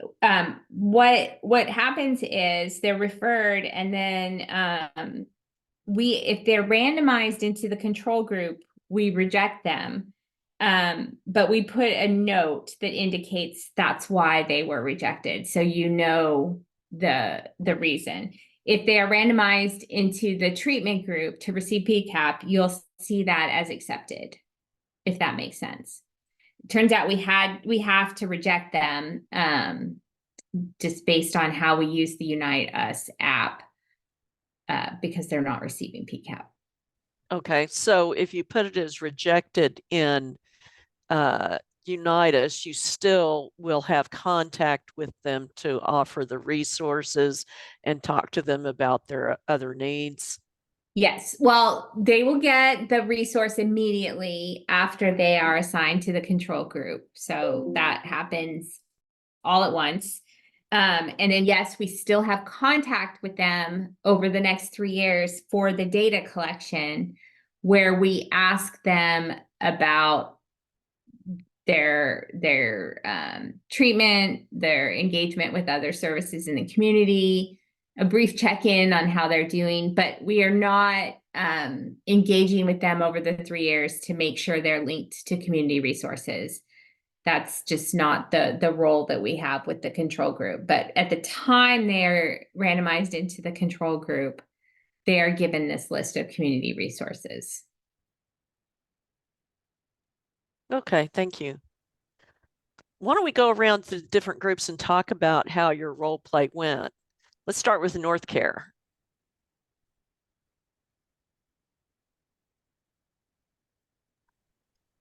Yeah, it was good. Like I said, we had some good challenging questions asked that I think will help us be able to communicate with the clients better about like what PCAP is and how it can support him. So I think really the most beneficial thing today was getting to hear all about PCAP and do that exercise so that can prepare us for this next round. Do you have any, did you have some thoughts about what you need to clarify for yourselves before you talk to clients? Like what kinds of things would those be? Yeah, I think just knowing how to explain the screening process, what the study aspect of that means for the clients, and just how to prepare so like they know what to expect after we refer them, basically. Okay. And I How will about the, say that the North Care group, I was in that group. We modified the PDSA. It's not mine, it's yours. The PDSA a little bit so that that we didn't have the Safe Care staff screening for PCAP eligibility. That it is fine to pass on all positive UNCOPE referrals to PCAP and let us do the detailed screening for PCAP. That was preferential from their perspective and also from our perspective. okay, so should the other PDSAs be modified to take out that PCAP algorithm? It is up to you. And I, made sure that I was worried about changing the protocol. And we had a discussion about that when it came up. I don't have a sense of whether it makes sense for all groups to do it the same way. We'd rather have more referrals, even if they're not eligible, than fewer referrals. Okay, Andrew, what do you think? You were in that conversation. The logic they mentioned is, as Dr. Baer just mentioned, PCAP wants those referrals, and they're happy to do that screening themselves. And Jade mentioned this; she's always happy for the PDSAs to be a bit simpler and involve fewer items to answer on ETO. And I think those benefits make sense, and I think they would make sense for all of our programs, all the other programs as well. Okay, and you're going to look over those. Would you advise the other programs to just drop them an email and say, here's what we're suggesting? Yes. Okay, I can give you the list of contacts. I'll email it to you. Yeah, that'd be great. LaShonda, what other advice or what other observations do you have? Okay. I was going to say, and this is all coming from me working with data collectors, recruiting people for studies, is that number one, when we're recruiting, our job is not to get everybody to say yes. Our job is to inform families and so that they can make an informed decision for themselves. And you really think about that, it reduces a lot of the stress and anxiety for pushing numbers and this and that. So the deal is, this is another service that could help families. It's no different than any of the other services. So kind of thinking about that. And the other deal is really making sure you're clear on what PCAP has to offer, and then working with your script. And there's a lot of things you can do with a script. You can break it down and put in there. I like different colors, but you go through so far, you get to a point in your script, and then is it a yes or no? You put in there, when it's yes, do this. When it's no, do that. And keep working and adding that in your script. In the end, you'll end up with a really comprehensive script. And the more you do it over and over, it'll become natural. And then that way, because we don't always control the narrative, but when you're fully informed about what you're offering and you're comfortable with your script, then when they ask something that's not on there, you can easily weave that in. And then just always look at families' cues. We'll be looking at them, listening, and attend to that. But we have to believe, kind of believe in what you're doing. So I think you guys are great. You guys have my contact information. So if you wanted to play around with some of that, you're fine. You can reach out to me. But just remember, you're not trying to get them to say yes to everything. Yes, we would like, but really, families know what they need, and so you just want to present the resource and allow them to make the decision for their family. And you guys keep doing a great job.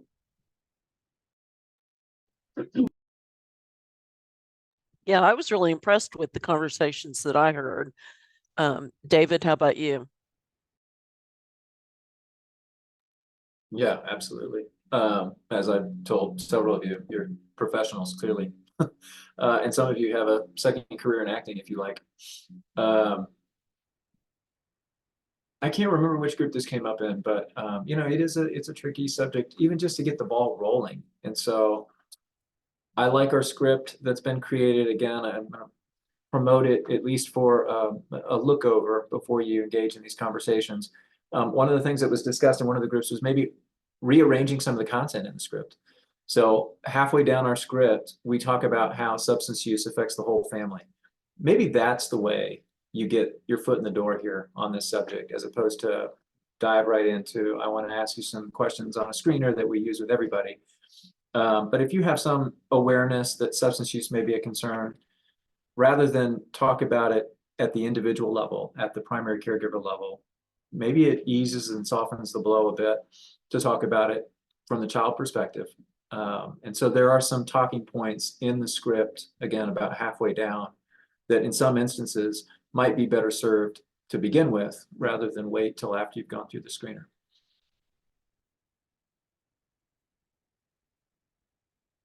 The other thing I'll reiterate, because again, I didn't get to every room, we don't know what the right answer to this is. So, and I haven't, we looked, and I'm not sure that there is consensus out there on the right way to approach this subject, not with every client, right? So it's not going to work with every single one, and you're going to have to rely on your instincts and your repertoire with or rapport, sorry, with each family on how you broach it. But we're really anxious to learn from you as we go about what's working well, what cues you're paying attention to as you decide sort of which adventure to follow here in terms of getting to the subject matter.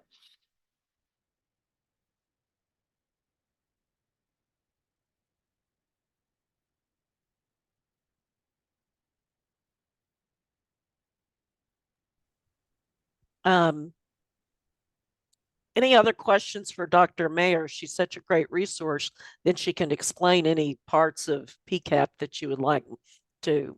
If you feel better about dropping questions in the chat, you can do that. And while people look in the chat, there are a couple of documents that Tabitha had dropped in.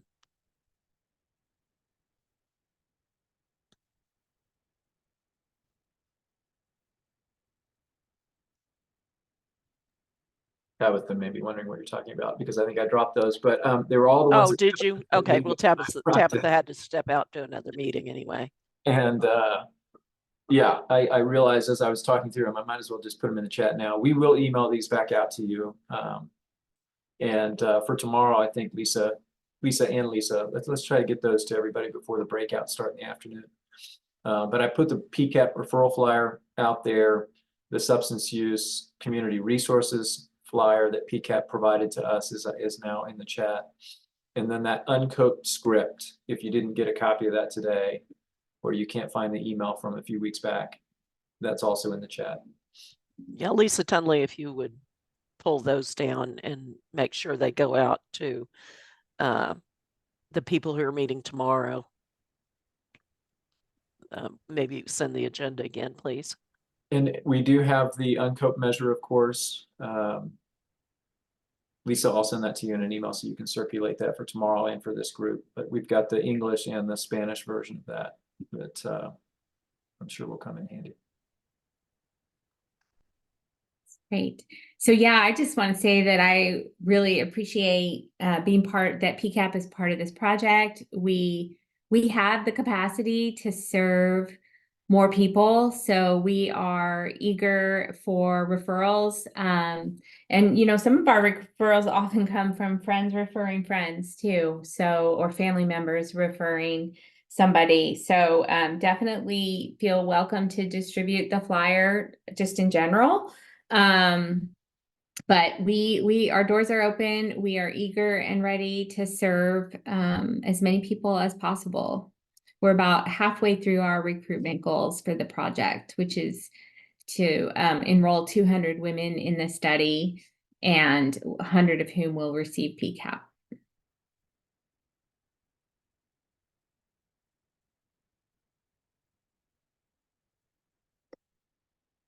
Okay, let me ask everybody this. Did you have enough time for the role play? Would you like to have gone on a little longer? Did we cut it off too soon? Or were you just trying to fill up time? Like you were given too much time? This will help us with our learning session tomorrow with the other programs. I think it was about, this is Kim. I think it was about the right amount of time. We had a few different people. I think it would be helpful to definitely have the script ahead of time. We just kind of improvised and made our own, which worked out and made us think about how to have that elevator speech. But so I think definitely having the script and the just kind of outlining the expectation as you enter the activity of looking at the screener and having the script. But I felt the time was just about perfect, in my opinion. Okay. Okay, good. What do the rest of you think?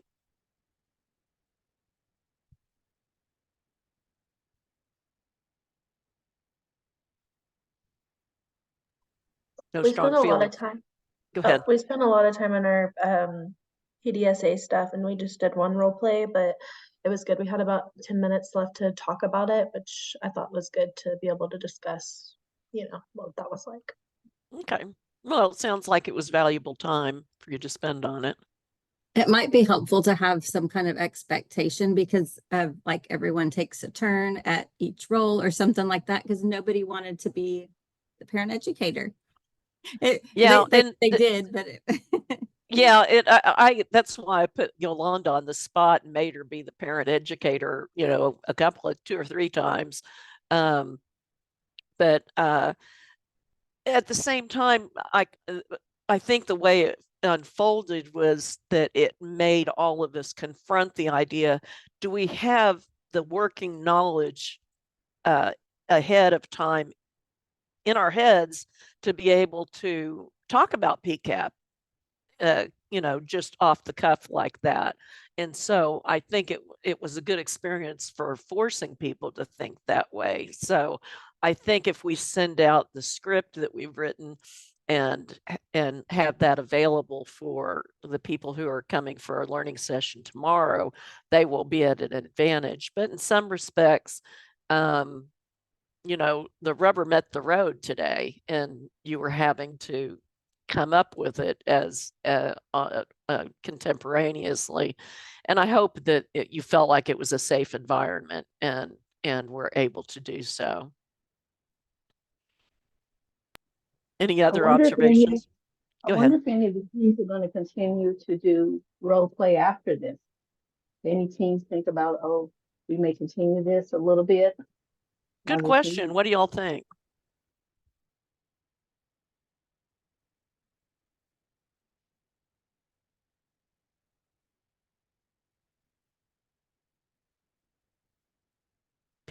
PCCT says yes, that they plan to.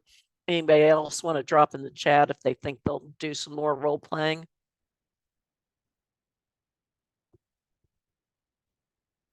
And I asked that question because when training data collectors, we do a lot of role play, get all the information. And I know it's not the funnest thing, but pushing on through. And then other friends and family, you got your DFL, role play with them. You got your sister, your brother, whoever. And that also is very helpful. So. Oh, thank you, LaShonda.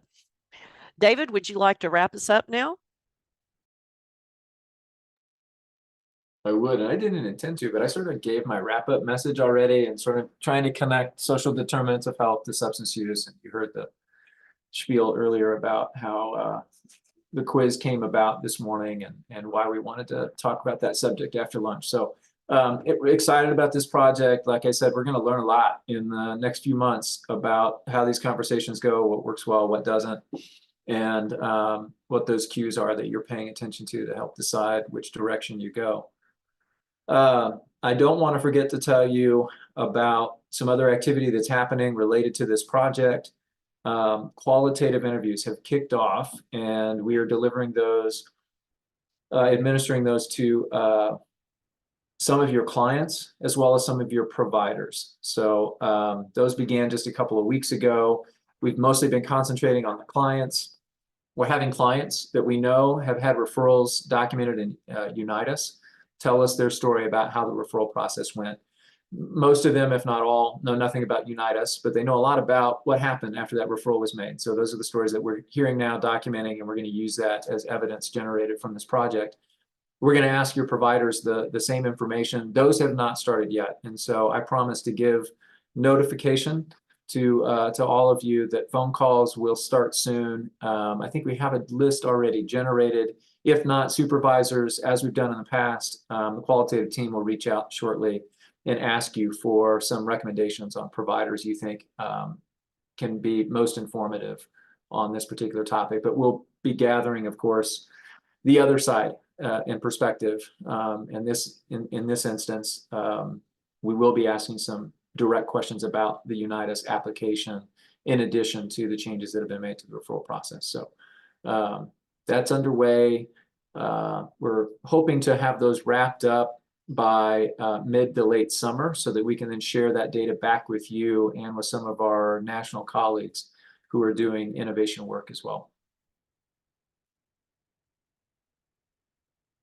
So I think that's it for me and maybe for the rest of us. So we thank you for your time today. I hope you'll forgive us for letting you off earlier than usual. I'm sure you can fill that time. And special thank you to Dr. Mayer for joining. Kayla, if she's still with us, for this afternoon's information about the Unitas project. And as always, your care and attention and willingness to go down this path with us. So best of luck. Let us know how we can be of further assistance. We're going to do some homework on the referrals, particularly for fathers, but let us know if there are other areas that we can be of help on the technical side.